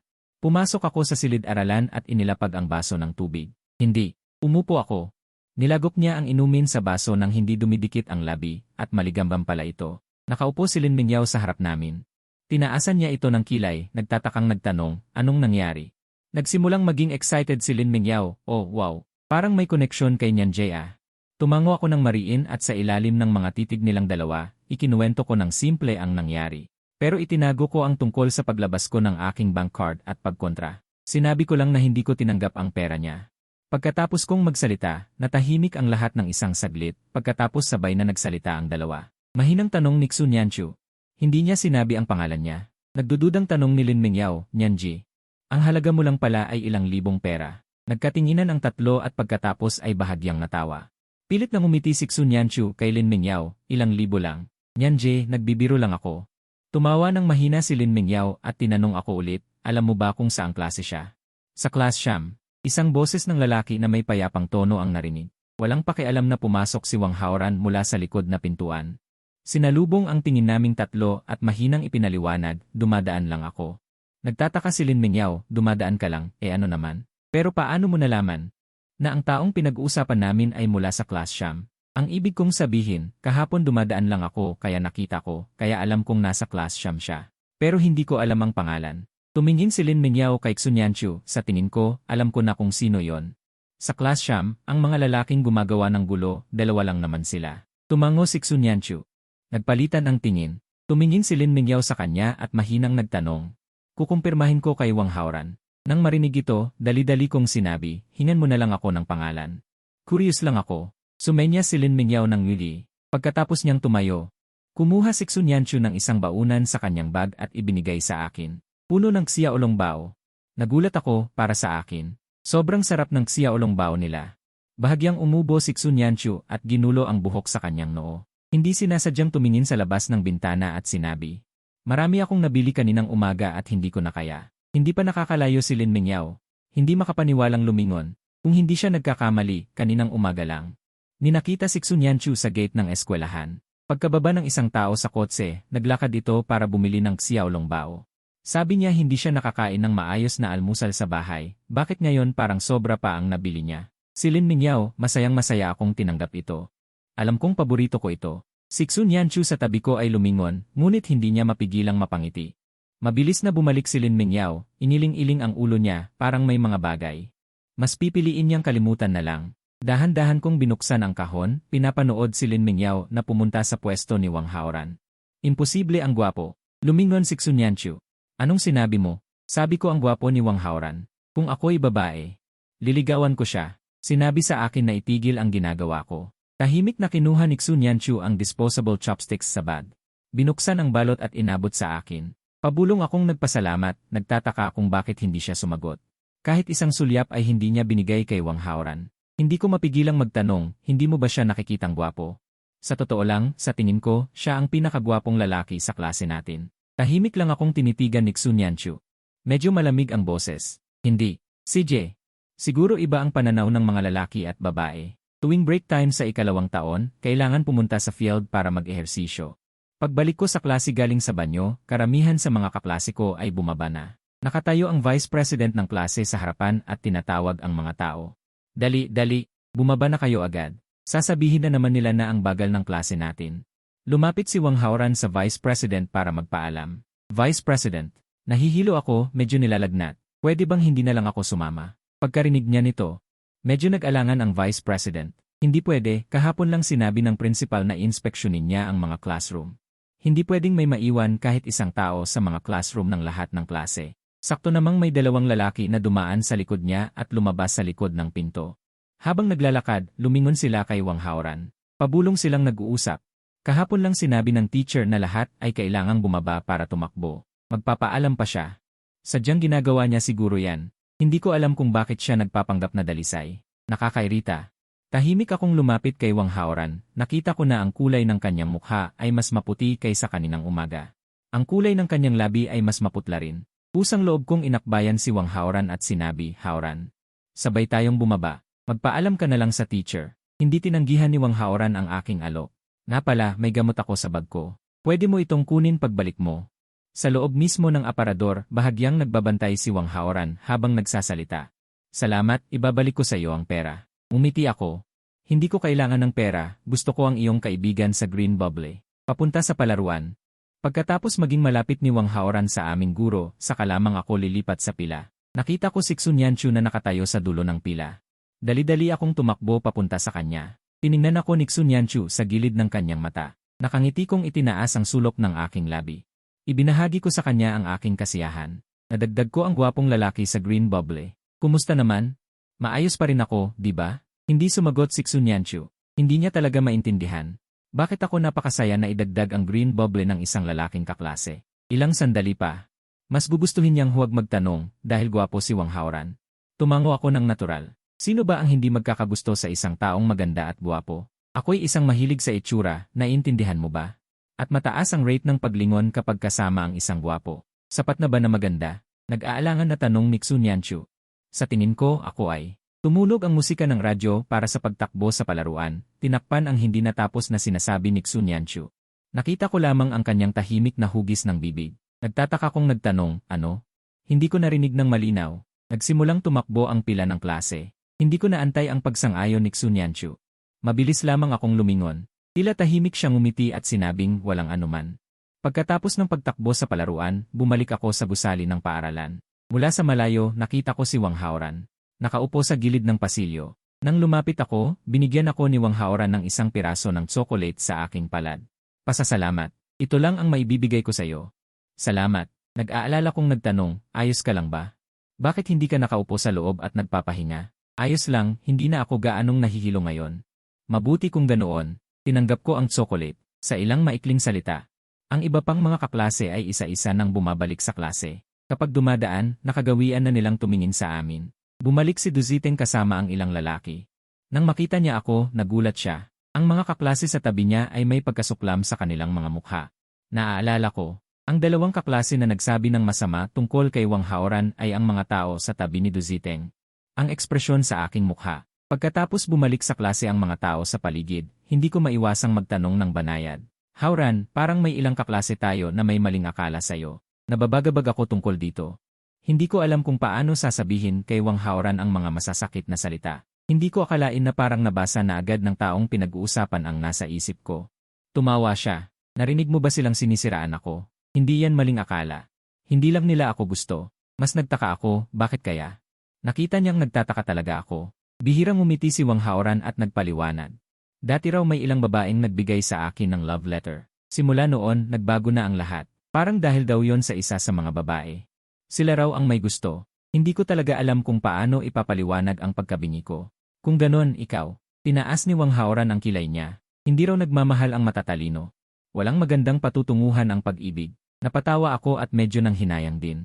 Hindi ko maintindihan kung bakit ang sama ng ugali ng mga tao. Hindi ka ba nairita sa sinasabi nila tungkol sa'yo? Medyo nakakainis, pero wala akong panahong makipagtalo sa kanila. Sabi ni Wang Haoran ng walang gana. Mas mabuting magsaulo na lang ng maraming vocabulary words. Biro ko sa kanya, yan ba ang kamalayan ng isang top student? Itinuwid ni Wang Haoran, hindi. Ito ang kamalayan ng mahirap. Tumingin siya sa akin. Naku, habang nagtatago ng tsokolate, sinabi niya ng totoo, ang pinakamalaking pagsubok sa buhay ay ang pagtataguyod ng pamilya. Mahigit 10,000 yuan ang tuition dito sa isang taon. Kung wala akong kamalayan, mawawala pa ang pagkakataong makapasok ng libre. Pagkatapos naming lumabas ng klase at bumalik sa classroom, nakita namin mula sa likod na pintuan na nakaupo si Lin Mingyao sa upuan ko at nakangiting nakikipag-usap kay Xun Yanchu. Nyan Jay, may sasabihin ako sa'yo. Nakarelax na nakasandal si Xun Yanchu sa upuan at mabilis na iniikot ang panulat sa kanyang kanang hintuturo. Ano yon? Nyan Jay, pahiram ulit ako ng pera. Napakabait ng itsura ni Lin Mingyao. Nagkatinginan kami ni Wang Haoran at nagtaka. Kailangan pa bang manghiram ng pera ng isang prinsesa tulad ni Lin Mingyao? Sa pag-isip na ito, nagkaroon ako ng isang medyo katawa-tawang ideya. Lin Mingyao, nalugi na ba ang pamilya nyo? Napasinghap si Lin Mingyao at tumingin sa akin. Impossible. Bumaba ang grades ko noong first year ako, kaya kalahating taon na ang nakalipas nang magsimulang kaltasan ng papa ko ang allowance ko. Kinakaltasan lang ng allowance, hindi pinagkakaitan. Tumunghay si Xun Yanchu. Umuulit ka na naman. Lin Mingyao, 3 buwan na ang nakalipas noong ginamit mo rin niyang dahilan na yan. Hindi sinasadyang nakabili ng bag, karamihan sa mga babae ay gustong bumili ng bag, kahit na kinakaltasan ang allowance. Pero hindi mapigilan ang pagnanais na bumili ng bag, hindi man lang nahiya si Lin Mingyao nang mabisto, at iginigit pa rin. Talagang hindi sinasadya, talaga bang hindi sinasadya? Hindi na apektuhan ng emosyon si Wang Haoran. Ngunit napakapayak ng tono, ang ibig mong sabihin, hindi mo sinasadyang binuksan ang interface ng pagbili. Tapos hindi sinasadyang pumili ng disenyo, at sa huli ay hindi sinasadyang nagkamali sa 6 na digit na password ng bank card. Iyon ba ang ibig mong sabihin? Nakita kong parang wala ng pag-asa sa buhay si Lin Mingyao, hindi ko napigilang magkatinginan ni Xu Nianqiu, pagkatapos ay napahalakhak ako. Tinitigan ni Lin Mingyao si Wang Haoran, kumibot ang sulok ng kanyang bibig, ikaw na walang pusong lalaki. Bakit ka napakaraha sa akin? Tumulong ako sa iyo ilang araw pa lang ang nakalipas. Ngumiti ng bahagya si Wang Haoran at hindi nagsalita. Nagkibit pa siya ng balikat na parang walang pakialam. Tinapik ni Xu Nianqiu ang kamay ni Lin Mingyao. Sinenyasan siyang tumayo, ibalik mo sa akin ang upuan. Umikot si Lin Mingyao sa harapang mesa ni Xu Nianqiu para umupo. Kakaupo pa lang niya nang mag-vibrate ang kanyang cellphone. Walang kwenta. Dumating ang pera 1 segundo lang ang nakalipas. Agad na pinagsama ni Lin Mingyao ang kanyang mga palad. Gumawa ng napakalabis na kilos, gustong magpasalamat kay Xu Nianqiu. Hindi pa niya nasasabi ang mga salita. Hinulaan na ni Xu Nianqiu ang kanyang susunod na hakbang, kaya tumayo siya at lumabas, at nag-iwan pa ng 2 salita. Tumahimik ka. Agad na sumunod si Lin Mingyao na may itsurang nakikiusap. Saan ka pupunta, atin yan? Hintayin mo ako. Nakita ko si Wang Haoran na nakaupo sa harapang upuan. Nagtatakang nagtanong, bakit niya sinabing tinulungan kanya ilang araw pa lang ang nakalipas. Sumimangot si Wang Haoran. Dahan-dahang nagsalita, 1 araw bago ka lumipat, hinarang ako ni Yeling. Sakto namang nakita iyon ni Lin Mingyao, kaya sinermunan nila si Yeling. Mukha akong nagulat. Sermon, parang hindi naman kaaya-ayang paraan ng pagtuturo. Humalakhak si Wang Haoran. Sermon ng sampal. Direkta silang pumunta sa loob ng paaralan ng 2 mataas na paaralan at sinuntok ang tao, maluwag ang pamamalakad sa 2 mataas na paaralan. Bukas ang tarangkahan ng paaralan sa mga oras na hindi klase. Pagkatapos mahanap ni Xu Nianqiu si Yeling, hinawakan niya ang buhok nito. Sa harap ng kanyang mga kaklase, itinaas niya ang kanyang kamay at 2 beses siyang sinampal. Bumagsak si Yeling sa katabing mesa. Pati ang 2 mesa ay tumumba sa lupa. Natakot ang lahat at agad na pumunta sa sulok ng silid-aralan at nagtago ng malayo. Natatakot na madamay. Noong panahong iyon, nagbabala si Xu Nianqiu, binabalaan kita. Huwag mong gambalain ang mga tao sa aming paaralan. Tinakpan ni Yeling ang kanyang mukha at nagmadaling tumayo nang makitang sinaktan siya sa harap ng maraming tao. Galit na sumigaw, Xu Nianqiu, may sakit ka ba? Ang dami mong sinasabi. Katatapos lang manermon, isa na namang sampal ang biglang dumapo. Hindi man lang nakapag-react si Yeling, umiyak na siya. Malamig siyang tiningnan ni Xu Nianqiu, walang awa. Sa mahina ka lang malakas, ano ka ba? Nang-aapi ka pa ng estudyante ng school namin. Tinitigan siya ni Yeling pero walang lumabas na salita sa bibig niya. Mayabang nasabi ni Xu Nianqiu, huwag mong gawin sa iba ang hindi mo kayang gawin sa akin. Dahil kapag nakita ulit kita, susuntukin ulit kita. Ganoon lang. Tinaas ni Wang Haoran ang kanyang kilay. Akala mo ba kung bakit ako pinayagan ni Yeling na umalis agad noong araw? Akala mo ba natatakot siya sa akin? Natatakot siya sa katabi mo, at hindi ko siya kayang dalawin. Nag-aaral ako ng mabuti dito. Ayokong gumawa ng gulo. Tumango ako at nag-isip. Ganyan na ba talaga siya dati pa? Iniangat ni Wang Haoran ang kanyang baba. Sa bulletin board sa 2 palapag ng building, sa listahan ng mga achievers at mga napapagalitan, palagi siyang nandoon. Sinusuntok niya ang hindi niya gusto. Sobra pa siyang manuntok kaya natatakot sa kanya ang lahat. Tinatawag siyang demonyo ng mga tao. Ate, gusto ko pa sanang magtanong pero ayaw nang magsalita ni Wang Haoran. Magtanong na lang daw ako kay Xu Nianqiu. Pagbalik ni Xu Nianqiu, nakita niya akong may hawak na tsokolate. Maingat kong inilagay sa drawer ko. Umupo si Xu Nianqiu at nagtanong. Bumili ka ng tsokolate? Hindi, katatapos ko lang sabihin yon. Umilaw ang cellphone sa drawer ko. Binuksan ko ito habang sumasagot. Galing sa iba. Napatigil si Xu Nianqiu sa pagkuha ng libro. Bahagya siyang sumimangot. Lumingon siya sa akin, parang kinukumpirma ang narinig niya. Nakayuko ako. Nakatingin sa cellphone ko. Mabilis na sinulyapan ni Xu Nianqiu ang screen ng cellphone ko.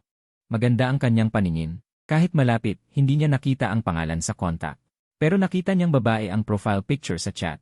Babae. Muling tumingin si Xu Nianqiu sa chocolate. Kanino galing ang chocolate? May bahid ng galit ang boses ni Xu Nianqiu. Kanino? Hindi ko napansin ang kanyang tingin. Nakatingin lang ako sa cellphone ko. Kuya, uwi ako ngayong Biyernes. Tandaan mong ibili ako ng masarap na pagkain ng maaga. Sa panlabas, wala akong ipinapakitang reaksyon. Pagkatapos basahin ang mensahe, narinig ko ang sinabi ni Xu Nianqiu at kaswal na sumagot. Isang kapatid na babae. Pagkatapos ay binalik ko ang impormasyon sa nagpadala, hindi ko napansin na nanigas na si Xunyanchu. Bahagya siyang gumalaw ng kanyang labi, gustong magtanong pa, ngunit hindi alam kung paano sisimulan. Biglang nablangko ang kanyang isip. Tumunog ang kampana ng klase, kaya hindi na rin makapagtanong si Xunyanchu. Kaya't hindi siya tumigil sa paghula kung sino ang kapatid na babae. Kaisa-isa lamang siyang anak, kaya sino ang kapatid na babae na magbibigay ng tsokolate. Nawalan ng gana si Xunyanchu sa buong klase. Sa wakas, naghintay siya hanggang sa matapos ang klase. Akmang tatanungin niya ako ng paglingon niya. Nakita niya akong binubuksan ang balot ng tsokolate at nakangiting isinusubo ang tsokolate. Nang makita niyang tumingin si Xunyanchu, nakanguso ako at tinanong siya sa pamamagitan ng aking mga mata, bakit? Medyo nagalit si Xunyanchu, parang hindi niya kayang itanong. Pagkalipas ng ilang sandali, mahina niyang tanong, masarap ba? Agad na tumayo si Xunyanchu at lumabas. Kumalabog ang silya ng hilahin. Tara na. Gaya ng dati, pumunta silang dalawa sa tindahan sa eskwelahan. Mahinang kumakanta si Lin Mingyao habang binubuksan ang refrigerator. Nianji, anong gusto mong inumin? Kahit ano, kunin mo na. Lumayo ang boses. Naguguluhang lumingon si Lin Mingyao at nakita sa malayo si Xunyanchu na may malamig na mukha na pumapasok. Hindi niya alam kung ano ang bibilhin. Nang lumabas siya, nakita niyang may 3 balot ng tsokolate sa kamay ni Xunyanchu. Ibinaba ni Lin Mingyao ang inumin. Nianji, hindi ka ba natatakot tumaba? Bakit gusto mong kumain bigla ng tsokolate? Nagbayad si Xunyanchu. Masarap. Tinitingnan ang mga balot ng tsokolate, biglang naglaway si Lin Mingyao. Inabot niya ang kanyang kamay. Matagal na rin akong hindi kumakain. Bigyan mo ako ng isa. Agad na tumanggi si Xunyanchu. Kumuha ka na lang ng isa pang balot. Sumimangot si Lin Mingyao. Sige na. Hindi na. Malapit nang magsimula ang klase, bumalik na tayo. Nang malapit na silang makarating sa silid-aralan, napansin ni Xunyanchu na hindi kalayuan sa pasilyo, kausap ko ang isang babae. May dalang bagay ang babae. Parang ibibigay niya sa akin. Hindi matangkad ang babae, mukhang kapatid na babae. Biglang humakbang si Xunyanchu pasulong na may galit sa mukha. Nagtataka naman si Lin Mingyao. Anong nangyayari kay Nianji? Sa kabilang banda, may hawak na notebook ang babaeng kausap ko. Salamat sa iyo, Jiang. Hindi kaya'y napasama pa ang aking pagtulong. Mahinang sabi ng babae, pero hindi ko siya kayang bigyan ng personal. Medyo nahihiya ako. Tinamot ko ang aking ulo dahil sa pag-aasiwa. Pasensya na talaga dahil ano? Isang malamig na tinig ng babae ang narinig mula sa likuran. Sumingit si Xunyanchu habang ako'y nagsasalita. Lumingon ako at nakita kong lumapit si Xunyanchu kasunod si Lin Mingyao. Ang mas nakakapagtaka pa ay, tinitigan ako ni Lin Mingyao na parabang sinasabing, ikaw na naman. Pero wala akong oras para pag-isipan ang pagtataka ni Lin Mingyao. Ibinalik ng babae ang notebook sa kanyang kamay at mahinang nagsabi, Nianji. Hindi halatang sumulyap si Xunyanchu at malamig na nagtanong, anong kailangan mo sa katabi ko? Hihingi sana ako ng tulong sa kanya para ibigay itong notebook kay Wang Haoran. Umiilaw ang mga mata ni Xunyanchu. So, si Wang Haoran pala ang pakay, hindi ang babaeng ito. Seryoso ako, kaklase. Hindi ako pwedeng pumayag. Dahil hindi ko pwedeng katawanin ang personal na opinyon ni Haoran. Ibigay mo na lang sa kanya. Bumuntong hininga ang babae. Pero paano kung hindi niya tanggapin ang ibibigay ko? Naintindihan ni Lin Mingyao at sumilip. Problema mo na yan. Nagring ang bell ng klase at bumalik na ang lahat sa kanilang mga silid-aralan. Kakaupo ko pa lang nang makita ko ang isang pares ng magagandang kamay na naglalagay ng bag na puno ng tsokolate sa aking mesa. Doon ko lang napansin na may hawak palang mga merienda si Xunyanchu. Hindi siya gumalaw at mahinang nagsalita. Para sa'yo, bakit ang dami mong binili? Medyo naguguluhan ako. Hindi ko mauubos mag-isa. Naparami lang ang bili ko. Palihim akong sinulyapan ni Xunyanchu. Iminungkahi ko, bakit hindi mo bigyan si Lin Mingyao? Agad namang sumagot si Xunyanchu. Hindi siya mahilig kumain yan. Hayaan mo lang dyan at kainin mo ng dahan-dahan. Napilitan akong magpasalamat ng mahina. Pagkatapos ay inilagay ko ang tsokolate sa drawer. Napansin kong hindi magkasya kaya kumuha ako ng 2 balot at isinilid sa bag ko. Isang balot lang sa drawer. Nakita lahat ni Xunyanchu ang aking ginagawa. Napaubo siya ng mahina nang bawiin niya ang kanyang tingin. Mahinang nagtanong, binigyan ka lang niya ng isa. Nagtataka ako. Isinara ko ang zipper ng bag ko, saka ko lang napagtanto na tsokolate ang tinatanong ni Xunyanchu. Nga pala. May 2 pang malaking problema na hindi pa natapos talakayin. Nang tumunog ang kampana ng uwian, sakto namang natapos talakayin ang pangalawang huling problema. Hindi pinansin ng guro ang lahat, tahimik na nagligpit ng kanyang mga gamit, at walang anumang pagbabago sa ekspresyon ng kanyang mukha. Nagpatuloy sa pagtuturo, tinapos ang huling problema, kasabay ng pagtunog sa pasilyo. Nang mga yabag ng mga estudyante mula sa ibang klase na nagmamadaling pumunta sa kantina. Pinakiusapan ng estudyanteng malapit sa pinto na isara ito, ngunit hindi kumibo si Xunyanchu na tulala. Sinundot ko siya sa siko, saka lamang siya natauhan, at tahimik na iniabot ang kanyang kamay upang isara ang pinto. Nang maisara ang dalawang pinto sa harap at likod, at nahiwalay sa labas ang ingay, ilang estudyante ang sumilip. Sa pagkakataong ito, hindi na kayang baliwalain ng guro, ibinagsak ang practice workbook sa mesa, at nagalit. Kayo ba ang nag-aaral o ako? Kung ayaw niyong makinig, akala niyo gusto kong magsalita. Kung ayaw makinig, pwede nang umuwi ngayon, lumabas na kayo. Kalmado kong ibinaba ang ulo ko. Bago talakayin ng guro ang huling problema, ipinagpatuloy ko ang pagsusulat ng mga hakbang ng nakaraang problema. Tahimik na lumingon si Lin Mingyao. Dati, sa ganitong mga pagkakataon, malamang nasasamantalahin ni Xunyanchu ang pagkakataon para umalis at sasama rin siya. Pero ngayon, tahimik na nakaupo si Xunyanchu sa kanyang upuan, nakatagilid ang ulo at pinapanood akong nakayuko na nagtatala. Kaya napilitan si Lin Mingyao na bawiin ang kanyang tingin. Hinintay ng matandang guro na matapos talakayin ang huling problema, pagkatapos ng 7 minuto ay nag-uwian na. Sumagot si Xunyanchu. Agad akong napatawa nang makita ko sa gilid ng aking mata na paparating si Wang Haoran. Kaya niyaya ko siyang kumain ng sabay. Nyanchu, bilisan na natin. Siguradong mahaba na ang pila sa kantina ngayon, baka mahimatay na ako bago pa ako makakain. Pagkatayo ko ay napaupo ulit ako. Tumingin ako kay Xunyanchu at mahinang nagtanong, pwede ko bang ilabas ang tsokolate mo? Para ibahagi sa lahat. Diretso akong tiningnan ni Xunyanchu at mahinang sinabi. Sa'yo yan, gawin mo ang gusto mo. Nang makakuha ng positibong sagot, kinuha ko ang tsokolate sa drawer. Gusto niyo bang kumain ng tsokolate? Walang pakundangang kumuha si Lin Mingyao ng isang piraso. Habang binubuksan ang balot ay sinabi niya, uy, hindi ba't binili ito ni Nyanchu? Tumango ako, ang galing, pareho ng brand ng tsokolate na. Binigay sa akin ni Haoran kaninang umaga. Natigilan si Xunyanchu, saka lang niya nalaman na ang tsokoleteng iyon ay galing kay Wang Haoran. Sa isang iglap, gumaan ang kanyang pakiramdam. Pero agad ding naguluhan. Sino ba talaga ang kapatid? Gusto mo ba? Binigyan ng kapatid ko si Xunyanchu ng isa, tumayo siya, kinuha ito at isinilid sa kanyang bulsa. Tara na, kumain na tayo. Kasunod, pumunta kaming lahat sa kantina. Ngayon ang rurok ng oras ng pagkain. Halos mapuno na ang mga pwesto sa espesyal na kantina. Itinuro ko ang isang bakanteng mesa para sa 4 malapit sa bintana. Gusto mo, mauna na akong umupo. Natigilan si Lin Mingyao. Umihim siya bago niya napagtanto na bago lang ako at hindi ko alam ang tungkol kay Xunyanchu. Hindi siya nakikipagsabay sa mga lalaki kumain. Huwag na, hindi pa niya natatapos ang kanyang sinasabi. Nang biglang may puwersang tumulak sa kanya pasulong. Mingyao, bilisan mo at kumuha ng pagkain, baka maubusan ka ng ulam. Pagkatapos, tumingin sa akin si Xunyanchu at sinabi. Gusto mo bang kumain? Bibilhan kita. Nang makita ito, diretsong nilagpasan kami ni Wang Haoran. Mag-isang pumila siya papunta sa bintana. Napakamot ako sa ulo at tumawa. Basta may karne, ayos na. Pagkatapos bumili at ilapag ni Xunyanchu at Lin Mingyao ang kanilang pagkain. Pumunta ulit silang dalawa para kumuha ng sabaw. Nakita ito ng mga estudyante sa paligid. Madalas silang tumingin na may pagtataka. Kampanting umupo si Wang Haoran sa tabi ko. Tinitignan niya ako na nagtataka. Nagtanong, Jiang Yichen, anong problema mo? Nang marinig ko yon, sinulyapan ko ang paligid. Haoran, bakit pakiramdam ko parang palaging may tumitingin sa akin?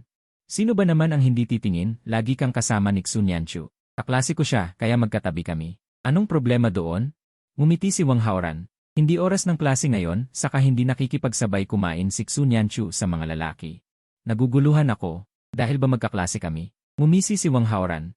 Hindi napigilang tumawa. Sino kaya ang nakakaalam? Dahan-dahan akong tumingala. Nakita ko si Lin Mingyao na bumalik na may 2 mangkok ng sabaw.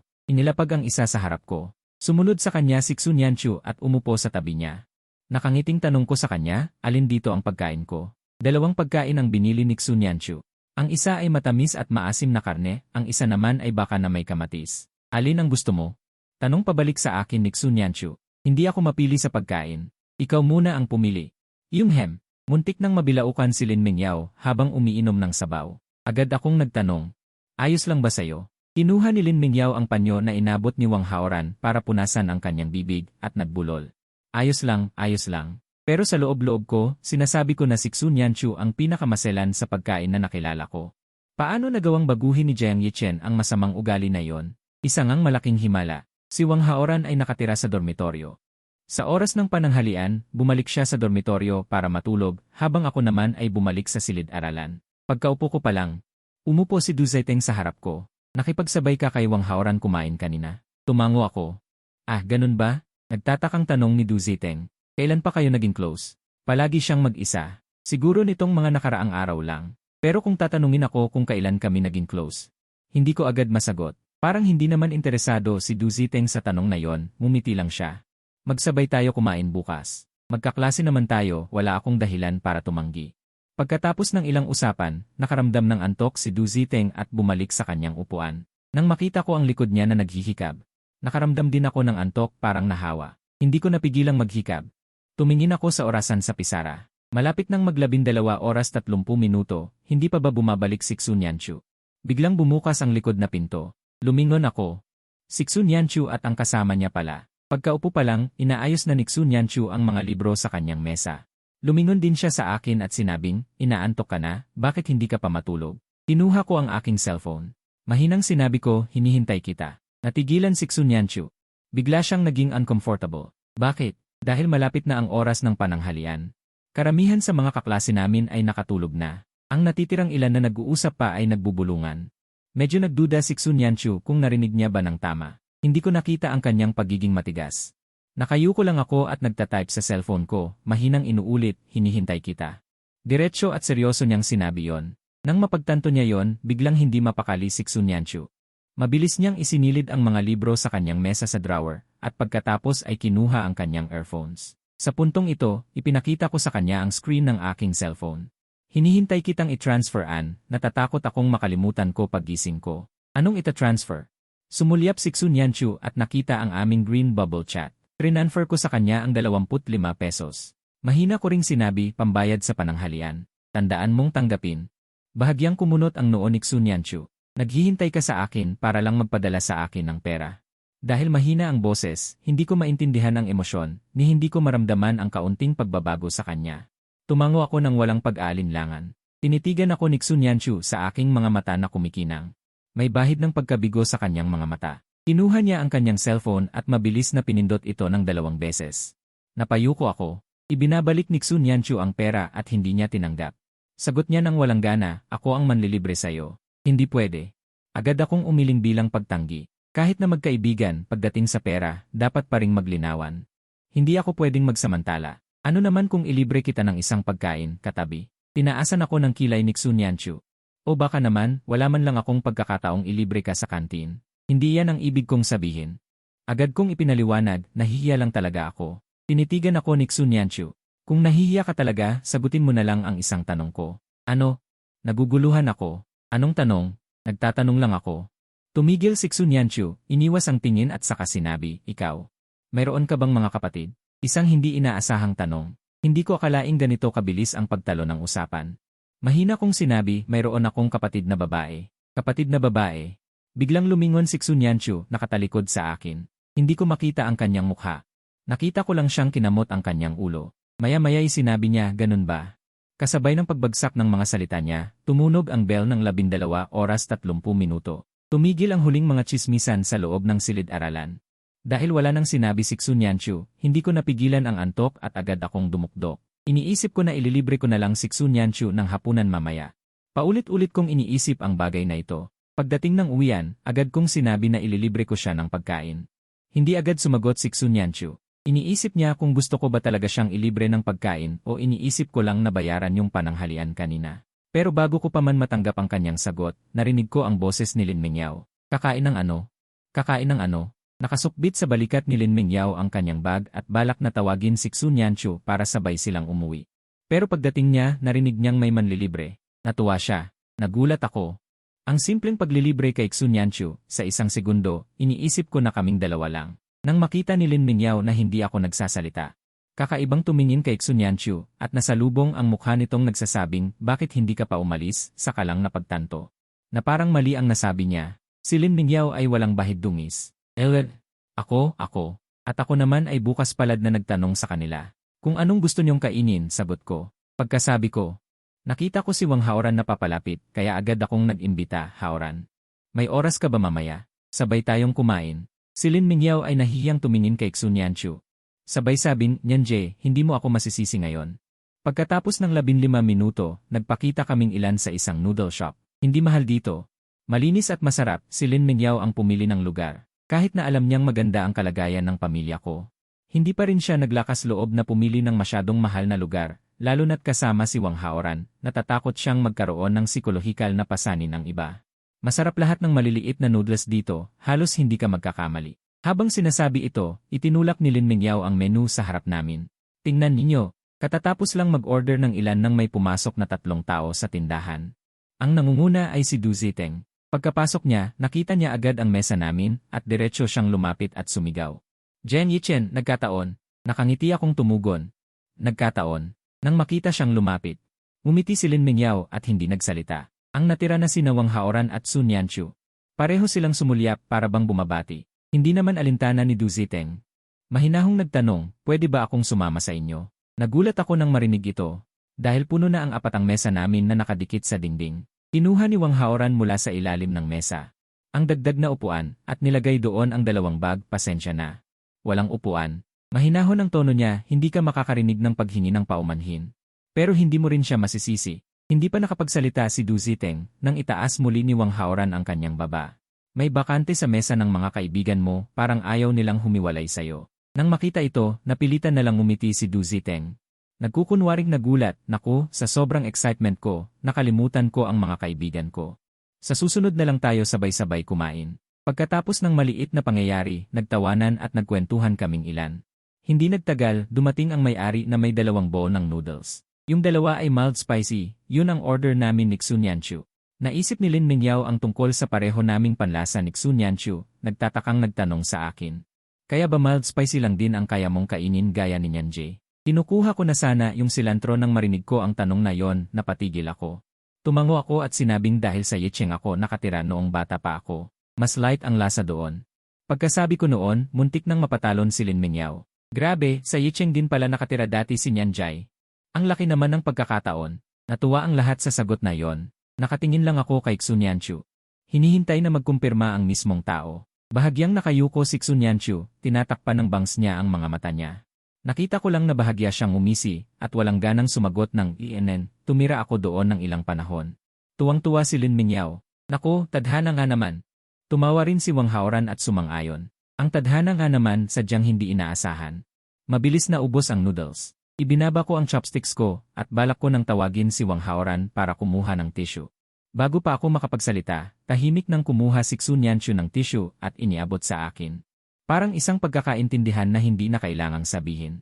Kinuha ko ito, bahagyang dumampi ang dulo ng mga daliri ko sa kanyang mainit na balat. Saglit lang, pero parang may bahagyang kumiliti sa puso ko. Nagpasalamat ako sa aking nakabibighaning boses. Pagdating ng Biyernes ng umaga, gaya ng dati, nagtaksi ako papuntang eskwelahan, nakasuot ng earphones. Nakapikit ako at nakasandal sa upuan habang nakikinig ng kanta. Naramdaman kong bumagal ang takbo ng sasakyan. Pagdilat ko, napansin kong umuulan. Malakas na binabayo ng ulan ang bintana sa likod. Nandito na po tayo, lumingon ang driver. Nang makita niyang wala akong dalang payong, agad siyang sumigaw, Miss, gusto mo bang humiram ng payong? Hindi na po, salamat. Ipinangharang ko ang bag ko sa ulo ko at mabilis na tumakbo papunta sa gate ng eskwelahan. Buti na lang, may tolda sa daan mula sa gate papunta sa building. Pinagpag ko ang mga patak ng ulan sa katawan ko. Pagkahakbang ko lang ng 2, may bumagsak na tubig sa ulo ko. Tumama mismo sa mukha ko. Wala akong nagawa. Kaya pala lahat ng naglalakad sa ilalim ng tolda ay may payong. Tumutulo pala ang tolda. Sa malayo, nakikita kong tumutulo ang mga dugtungan ng mga tolda. Mayroon ding mga toldang sira at tumutulo sa gitna. Wala akong nagawa kundi punasan ang mukha ko. Itinaas ko ulit ang bag ko sa ulo ko. May nakatakip na biglang dumilim sa paningin ko. Payong pala. Lumingon ako. Dahan-dahan kong ibinaba ang kamay na itinaas ko. Ang pamilyar na nakangusong mukha ay muling lumitaw sa aking paningin. Bakit hindi ka nagdala ng payong? Si Sun Yanchu ay may dalang payong, ngunit ang payong ay nakatutok sa akin dahil sa kanyang biglaang paglitaw. Nagulat ako at sinabing nakalimutan ko. Inabot sa akin ni Sun Yanchu ang payong. Kunin mo na. Umiling ako at hindi ko tinanggap. Ikaw, hindi ba't nandito pa naman ako? Biglang sumulpot si Lin Mingyao na may payong sa likod na ikinagulat ko. Nang makita ang reaksyon ko, medyo hindi makapaniwala si Lin Mingyao. Hindi kaya? Hindi mo talaga ako nakikita. Sa totoo lang, hindi ko talaga siya nakita, pero nahihiya akong sabihin. Kinuha ko na lang ang payong at nagbago ng usapan. Ang saya naman. Hindi yan samba. Diretsahang sinabi ni Lin Mingyao, nakita ni ate niyan na wala kang dalang payong kaya lumipad kami papunta rito. Tahimik siyang sinulyapan ni Xunyanchu na sininyasan siyang tumahimik. Natigilan ako. Impossible. Lumipad papunta rito. Hindi nakita ni Lin Mingyao ang ekspresyon ni Xunyanchu. Patuloy niyang inilarawan ng detalyado, si Ate Nian ay halos tumakbo sa bilis ng 100 metro. Hindi ba't halos lumipad siya sa lupa? Nasa likod niya ako, naku. Tumalikod si Xunyanchu at umalis. Bilisan mo, huwag kang tumayo dyan at humarang. Si Lin Mingyao ay masiglang nagsasalita nang siya ay naputol. Sinundan ko ang mga yapak ni Xunyanchu. Taos puso akong nagpasalamat. Ngunit matigas pa rin si Xunyanchu. Inis lang ako sa bagal niyang maglakad. Walang kamalay-malay na tinamaan si Lin Mingyao. Bigla siyang nawalan ng ganang sumunod. Hayaan na lang daw si Xunyanchu na mabasa ng ulan. Habang si Lin Mingyao ay nagtitimpi ng galit, lumingon ako sa kanya at nagpasalamat din. Ang kakaibang pagtitimpi ay biglang nawala. Ay, walang anuman. Pagkatapos ay masayang sumunod si Lin Mingyao. Pinapayungan si Xunyanchu, tayo-tayo rin naman. Impossible. Tayo-tayo rin naman? Hindi ba't nilibre mo kami kahapon? Unang beses na may lalaking nanlibre sa amin ni Ate Nian. Kaya, tayo-tayo na. Nang makita si Xunyanchu na walang reaksyon, inagdag ni Lin Mingyao, ang daming gustong manlibre sa amin, pumila pa sa labas ng paaralan ng 3 kalsada. Pero pinalaya sila ni Ate Nian. Umiyak talaga ako. Panay ang sulyap ni Xunyanchu sa kanya. Gusto na niyang takpan ang bibig nito ng tape. Hindi ko mapigilang tumawa. Ang kwela-kwela talaga ni Lin Mingyao. Tuwing Biyernes, parang mas mabagal ang oras kaysa karaniwan. Pagkatapos ng klase, sabay kaming umuwi ni Wang Haoran. Hila-hila niya ang kanyang maleta, at mayroon pa rin siyang malamig na ekspresyon. Hindi ako nagtipid sa aking paghanga. Talagang gwapo ang gwapo. Mas astig pa siyang maglakad kaysa sa iba. Nang marinig niya ang sinabi ko. Biro ni Wang Haoran, ano, gusto mo ako? Kahit biro lang ang tanong, ang tono niya ay kalmado pa rin. Natuwa naman ako sa kanya. Lumapit ako at inakbayan siya, tumango at sumang-ayon. Ngumiti si Wang Haoran. Nagkibit balikat siya at sinadyang hindi ako magpaakbay. Kahit gusto mo ako, pag-isipan ko pa. Dumiretso akong inakbayan siya. Sige, isipin mo ng mabuti, gwapong lalaki. Pagdating sa gate ng school, nagpaalam ako kay Wang Haoran at lumingon para pumunta sa direksyon kung saan ako sasakay ng taxi. Bigla akong tinawag ng pamilyar na boses. Kuya, hindi kalayuan sa harapan, isang babaeng nakasuot ng pink na damit. Kumakaway siya sa akin. Ang kanyang maamong mukha kasama ang matamis na ngiti ay agad na naging sentro ng atensyon sa gate ng school. Wala akong nagawa kundi lumapit sa kanya. Suki Nian, bakit ka nandito? Siyempre, para sunduin ka. Mas maaga akong natapos sa klase kaysa sayo. Habang sinasabi ito, itinuro ni Suki Nian ang gilid ng kalsada. Nakatigil na taxi na may hazard lights. Kuya, tara na. Pagkasakay ng dalawa sa kotse, mabilis na umalis ang taxi. Sa gate ng school, si Xunyanchu nakararating lang. Kasama si Lin Mingyao, nakatingin sa direksyong iyon. Tahimik silang lumapit kay Wang Haoran. Chismosa namang nagtanong si Lin Mingyao. Ano ba siya ni Jiang Yichen? Kilala mo ba? Mukhang close sila. Sinulyapan ni Wang Haoran ang malamig na mukha ni Xunyanchu at kaswal na nagsabi, ngayon ko lang din siya nakita. Ang tamang dating naman ng dalawang to, hindi nila narinig noong sumigaw ng malakas ang iba ng kuya. Sa isip niya, idinagdag ni Wang Haoran, pero at least, alam nating maganda siya, di ba? Matapos baliwalain ang tao, humanap ng dahilan si Wang Haoran para makaalis agad. Hinawakan ni Lin Mingyao ang kanyang ilong. Nianji, kain tayo sa bahay. Nagpahanda ako ng masarap na pagkain. Naghihintay sa atin para magpakabusog at manood ng drama mamaya. Sige, mahinang sabi ni Xunyanchu. Manonood ako hanggang magsawa mamaya. Pagkaupo pa lang, agad akong tinanong ni Suki Nian, Kuya. Kumusta ang pakiramdam sa bagong eskwelahan? Tanong na tinanong na niya sa WeChat ng 3 beses. Medyo naiinis ako, tiningnan ko siya at sinabi, okay naman. Kaya hindi mo ako tinetext. Hindi pa rin tumitigil si Suki Nian. Tiningnan ko siya. Medyo naiinis ako. Nagpadala ako sa'yo. Alam mo ba kung ano ang kusang pagpapadala? Habang sinasabi ito, binuksan ni Suki Nian ang interface ng chat ng dalawa. Kahit nag-uusap sila araw-araw. Ngunit karamihan ay kusang nagbabahagi si Suki Nian ng ilang mga link ng video o nagtatanong. Paminsan-minsan ay sumasagot ako ng ilang salita. Minsan nakakalimutan kong sumagot pagkatapos basahin. Ngunit alam kong ayos lang iyon. Dahil magpapadala pa rin si Suki Nian ilang beses araw-araw. Hindi lumalamig ang kanyang pagnanais na magbahagi dahil hindi ako sumasagot. Hindi pa kita nasasabihan. Hindi ba't hindi pinapayagan ang pagdadala ng cellphone doon?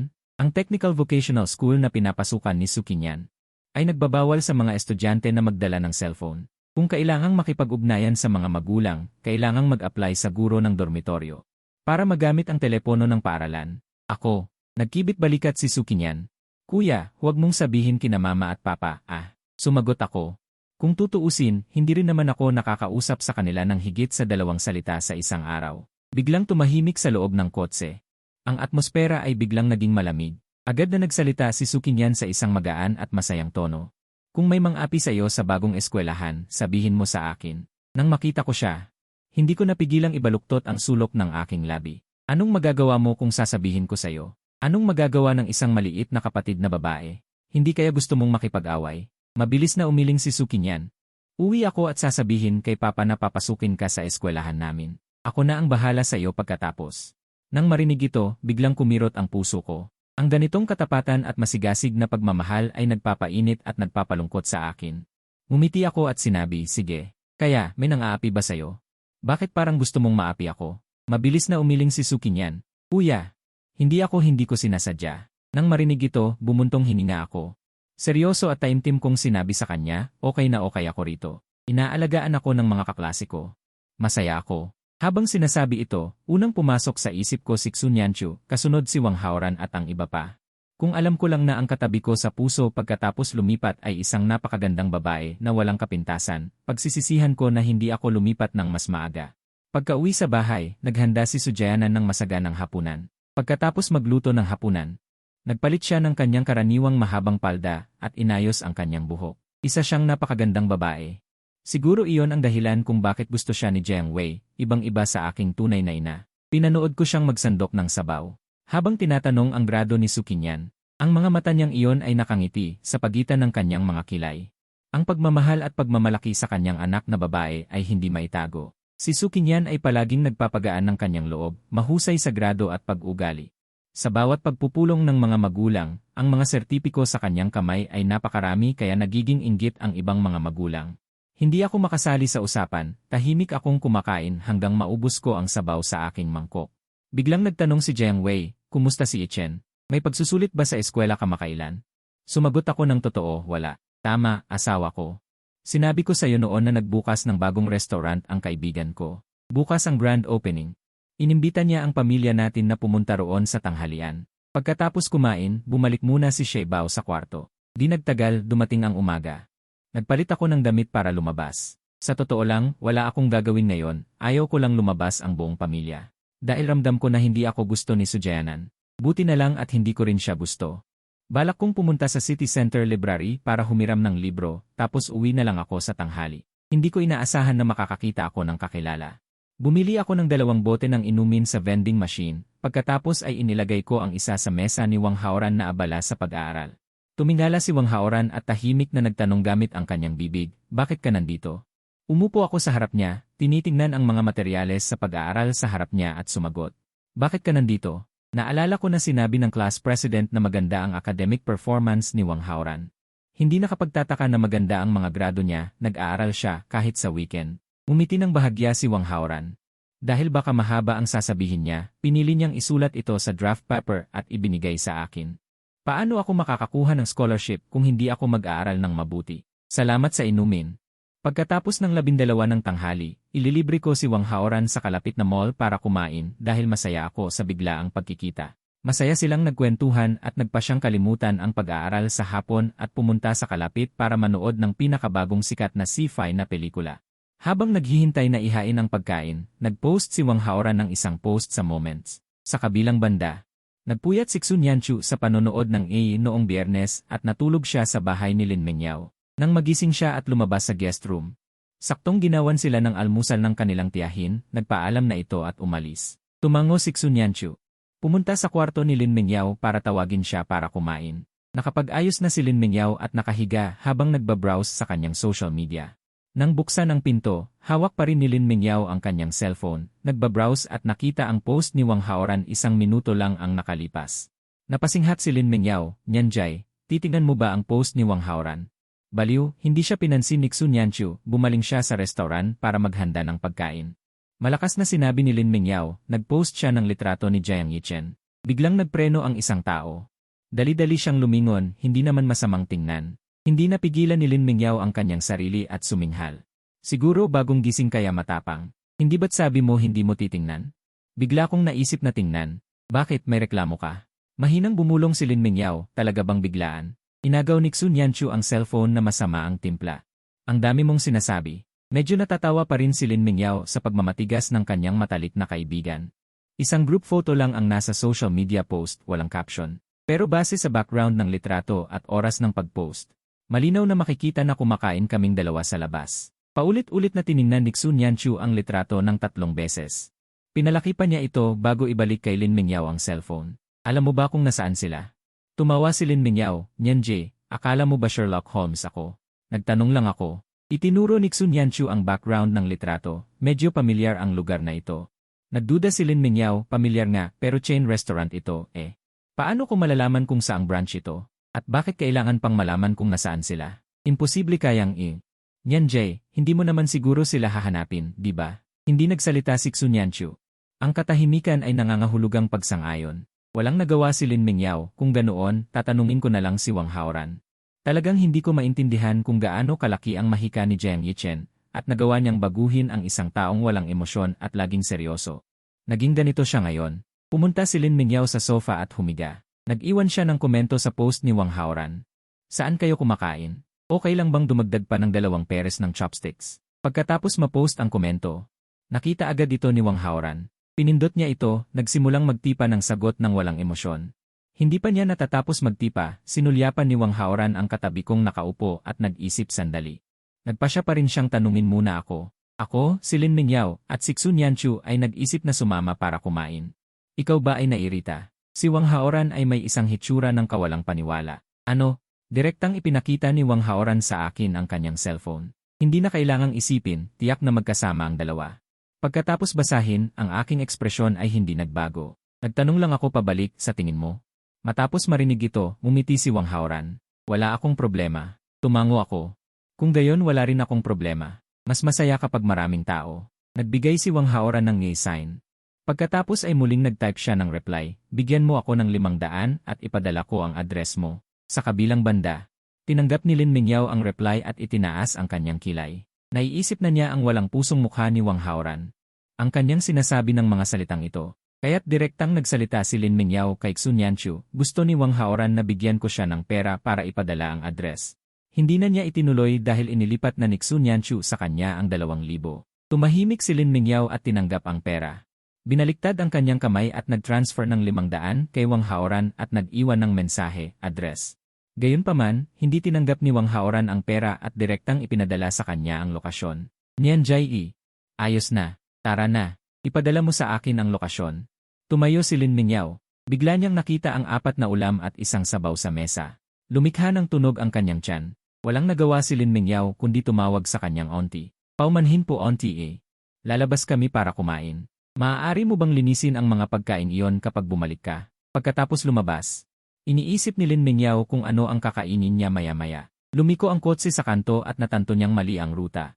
Manong, mali ba ang dinaanan mo? Bakit mali ang direksyon? Tiningnan ng driver ang lokasyon. Tama naman. Sumusunod ako sa iya.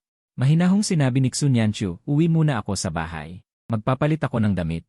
Tahimik na tiningnan siya ni Lin Mingyao. Anong problema sa damit ko? Dahil nabasa ito kagabi. Ang suot niya ngayon ay ang damit ni Lin Mingyao. Hindi nagbago ang ekspresyon ni Xu Nianqiu. Medyo maikli. Nawalan ng imik si Lin Mingyao. Nagmamadali talagang lumabas si Nianjie. Gayunpaman, malapit ang bahay ni Xu Nianqiu sa bahay ni Lin Mingyao. Sa pagsasalita na ito, malapit na ang kotse sa pasukan ng subdivision. Nag-vibrate ang cellphone ni Xu Nianqiu ng 2 beses. Kinuha niya ito at binuksan. Ito ay WeChat na ipinadala ko sa kanya, sabi ni Haoran sa sama ka raw at si Lin Mingyao para kumain. Hindi rin ba kayo sa bahay ngayon? Kagagaling lang namin sa bahay niya. Bahagyang umisi si Xu Nianqiu. Nagtipa ako ng sagot, sakto, nabugutom ako. Ipinadala ko ang litrato ng menu. Tinanong ko siya kung ano nang gusto niyang kainin. Sinulyapan ni Xu Nianqiu at sinagot ako ng 2 putahe. Ipinasa ko rin ang litrato kay Lin Mingyao. Tignan mo kung ano nang gusto mong kainin at sabihin mo sa kanya. Pagkatapos sabihin yon, bumaba na ng sasakyan si Xu Nianqiu. Umuwi para magpalit ng damit. Maya-maya, bumalik na siya. Ang buong pagkatao niya mula ulo hanggang paa ay nagbago na. Pati sapatos pinalitan niya. Nagsuot pa siya ng kwintas na hindi niya karaniwang isinusuot. Ang pananamit na to ay nagdagdag ng kaunting lambot sa kanyang malamig na aura. Hindi mapigilan ni Lin Mingyao na bumuntong hininga. Wow, at niyan, ang ganda ng suot mo. Mukha akong lampa. Napulot lang niya basta ang isang damit kanina. Agad siyang nagsisi. Pagdating nila sa restaurant, may sinasabi ako sa waiter. Nakita ko sa gilid ng mata ko na kumakaway si Lin Mingyao sa amin. Tumingala ako.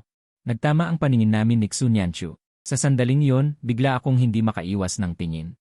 Natulala ako. Akala ko dahil araw-araw kong nakikita si Xu Nianchu, nakabuo na ako ng resistensya sa ganda. Pero hindi pala. Ang nagbihis na Xu Nianchu ay muling mapapahanga ang mga mahilig sa magagandang babae. Hindi napansin ni Lin Mingyao ang aking kakaibang kilos. Bumati siya at umupo, sabay tanong, ano nang pinag-uusapan nyo? Kinapa ko ang ilong ko. Nakita ko kanina na may isang dessert na parang masarap. Gusto kong umorder pero hindi ko alam kung gusto nyo. Gusto ko. Padabog na sinabi ni Lin Mingyao, dapat si ate niyan. Gusto niyang sabihin dapat hindi gusto ni Xu Nianchu. Dahil takot siyang tumaba kaya hindi siya kumakain ng mga ganito. Pero sumagot na mismo si Xu Nianchu. Dapat gusto niya. Napailing na lang si Lin Mingyao. Bakit nagbago si ate niyan? Nakita niya akong tumango ng nakangiti, tinawag ang waiter para magdagdag ng 2 dessert. Nagpasalamat siya sa sarili niya dahil hindi siya nagkamali kanina. Tanong ulit ni Lin Mingyao, saan kayo nagkita? Nang malaman niyang nagkita sila sa library para mag-aral, gulat na tiningnan ni Lin Mingyao ang bag ni Wang Haoran at sinabing, alam ko na kung bakit ako laging bagsak sa klase. Wang Haoran, okay na ang grades mo. Pwede ba, bigyan niyo naman kami ng pagkakataon, kaming mga bagsak. Iwinagayway ni Wang Haoran ang kamay niya. Hindi pwede. Sinulyapan niya ang kaharap niya. Gusto ko pa namang makalusot sa 3 pagsusulit sa isa lang. Pwede mo ba akong bigyan ng paraan? Tumawa si Lin Mingyao. Dati, may pagkakataon din akong makalusot sa 3 pagsusulit. Kung hindi ako nakapasa sa middle school exam noon, sana ilusot na ako sa high school, postgraduate, at doctoral exams ngayon. Bahagyang hindi makapaniwala si Xu Nianchu kay Lin Mingyao. Nako, nagbibiro lang naman ako. Sabi ni Lin Mingyao habang kinukuha ang kanyang baso at humihigop ng tubig. Hindi ba't nandito lang naman ang mga mas nakabababa sa atin? Tinanong mo kung paano siya nakapasa. Kung sa ibang pagkakataon ay pinuri siya ng ganito, hindi sigurado si Xu Nianchu kung papansinin niya. Pero maganda ang kanyang pakiramdam ngayon, kaya sinakyan niya ang biro. Tapusin mo lang sagutan ang mga tanong sa papel. Hindi ko napigilang mapahalakha. Hindi ko napansin na gumalaw din ng bahagya ang katabi ko. Nabuksan ang usapan. Muling ibinato ni Lin Mingyao ang tanong sa akin. Jiang Yichen, bago ka lang lumipat. Hindi namin alam kung gaano kagaling ang grado mo, hindi ba? Mahina akong bumuntong hininga. Karaniwan lang. Ang problema ko, may paborito akong subject. Parang hindi kagandahan ang resulta. Bahagyang natuwa si Lin Mingyao na nakahanap siya ng kasama. Aling subject ang paborito mo? Tinamot ko ang ulo ko. English. English, sabay na sabi ni Xu Nianchu. Mukhang gulat na gulat si Lin Mingyao. Nanlaki ang mga mata niya habang nakatingin kay Xu Nianchu. Napansin ang gulat na tingin ng 3, saka lang napagtanto ni Xu Nianchu. Hindi sinasadya niyang nasabi ang nasa isip niya. Siya, na malapit sa agham, tahimik na kinuha ang baso sa harap niya at uminom ng tubig. Hula lang. Siguro dahil hindi ako nakikinig sa klase ng English, kaya naisip ni Xu Nianchu na normal lang na mahulaan niya. Sumang-ayon si Lin Mingyao na walang pinakikinggang klase. Ayos lang, hindi rin ako nakikinig. Napaka-boring talaga ng klase sa English, hindi ba? Nagbalik tanaw ako. Bahagyang nahihiya akong umiling. Hindi ko alam. Hindi ako nakikinig ng mabuti sa klase ng English teacher. Hindi ko talaga gusto ang English. Bahagyang kumunot ang noo ko, parang may naalala akong isang pangyayari. Pilit na iniba ni Lin Mingyao ang usapan. Mas magaling ka kaysa sa akin. Hindi ka kasing daldal ko. Pinigilan ko ang sarili kong magpasalamat sa papuri. Ramdam ni Lin Mingyao ang biglaang pagbaba ng tensyon mula sa katabi niya.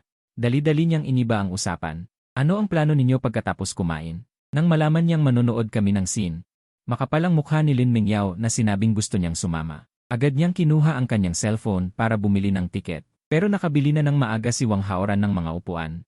May mga nakabili na sa paligid. Kinailangan niyang bumili ng mga upuan sa ilang hilera sa unahan. Pagkatapos, umakyat ang ilan sa sinehan. Nilibre ni Xu Nianchu ang mga merienda at inumin. Nang nagpapacheck ng tiket, kinuha ni Xu Nianchu ang 2 lalagyan ng merienda at tinanong ako. Popcorn ba o fries? Kinulbit bigla ni Lin Mingyao ang manggas ng katabi niya. Lumingon siya. Sabi ni Wang Haoran, hindi ako nagsuot ng salamin ko ngayon. Agad na naintindihan ni Lin Mingyao. Pareho tayong malabo ang mata. Sabay na tayo sa unahan. Isang sci-fi na pelikula ang pinapanood namin. Nasa gitnang bahagi ako ng sinehan, katabi si Xu Nianchu. Kahit magkatabi kami sa silid-aralan, iba pa rin kapag nasa labas. Hawak ko ang cellphone ko, nakayukong walang ganang nag-scroll sa screen, pabaling-baling sa iba't ibang apps. Pero palihim kong sinusulyapan ang katabi ko. Pagkatapos ng ilang sandali, tinawag ko si Xu Nianchu. Halos kasabay ng pagbigkas ko. Nang unang pantig ay tumingin na siya sa akin. Mahilig din ba kayong mga babae sa sci-fi? Natigilan si Xu Nianchu. Sinong nagsabing si Fai lang Pero hindi pa niya natatapos ang sinasabi. Ay bigla siyang kinilabutan. Suminghot siya at nagsimulang mamula ang kanyang mga mata. Bahagya akong napasimangot. Sinulyapan ko ang hita ni Xun Yanchu at agad na iniwas ang tingin. Ang uniform na sinusuot niya sa eskwela ay hanggang tuhod. Ang suot niyang palda ngayon ay hanggang hita. Dahil nakaupo siya, umuurong ang palda at mas maraming bahagi ng kanyang maputing tuhod ang nakikita. Malamig ang aircon sa loob ng sinehan. Tumayo ako at sinabing, "Sandali lang, tatanungin ko kung may kumot." Nakita ni Xun Yanchu na ilang hakbang na akong nakakalayo sa kanya. Nang bigla siyang may maalala, hinawakan niya bigla ang aking pulso. Teka, lumingon ako. Nakatingala si Xun Yanchu at sinabing kung meron.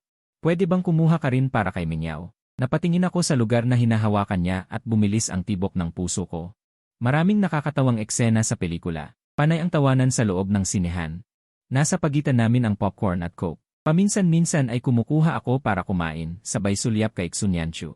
Bahagyang nakangiti siya, mas malambot tingnan kaysa karaniwan. May dumaan na gustong lumabas. At natapakan ang tuhod ni Xun Yanchu. Inilalapag na sana niya ang coke sa armrest nang matapakan siya at nanginginig siya. Natapon ang coke sa dibdib ko. Umalis naman ang nakatapakan na walang kamalay-malay sa nangyari. Naiwan kaming nakatulala ni Xun Yanchu. Sa sumunod na segundo, yumuko si Xun Yanchu para kunin ang coke. Nagmamadaling sinabi, "Pasensya na, buti na lang hindi tumapon ang coke."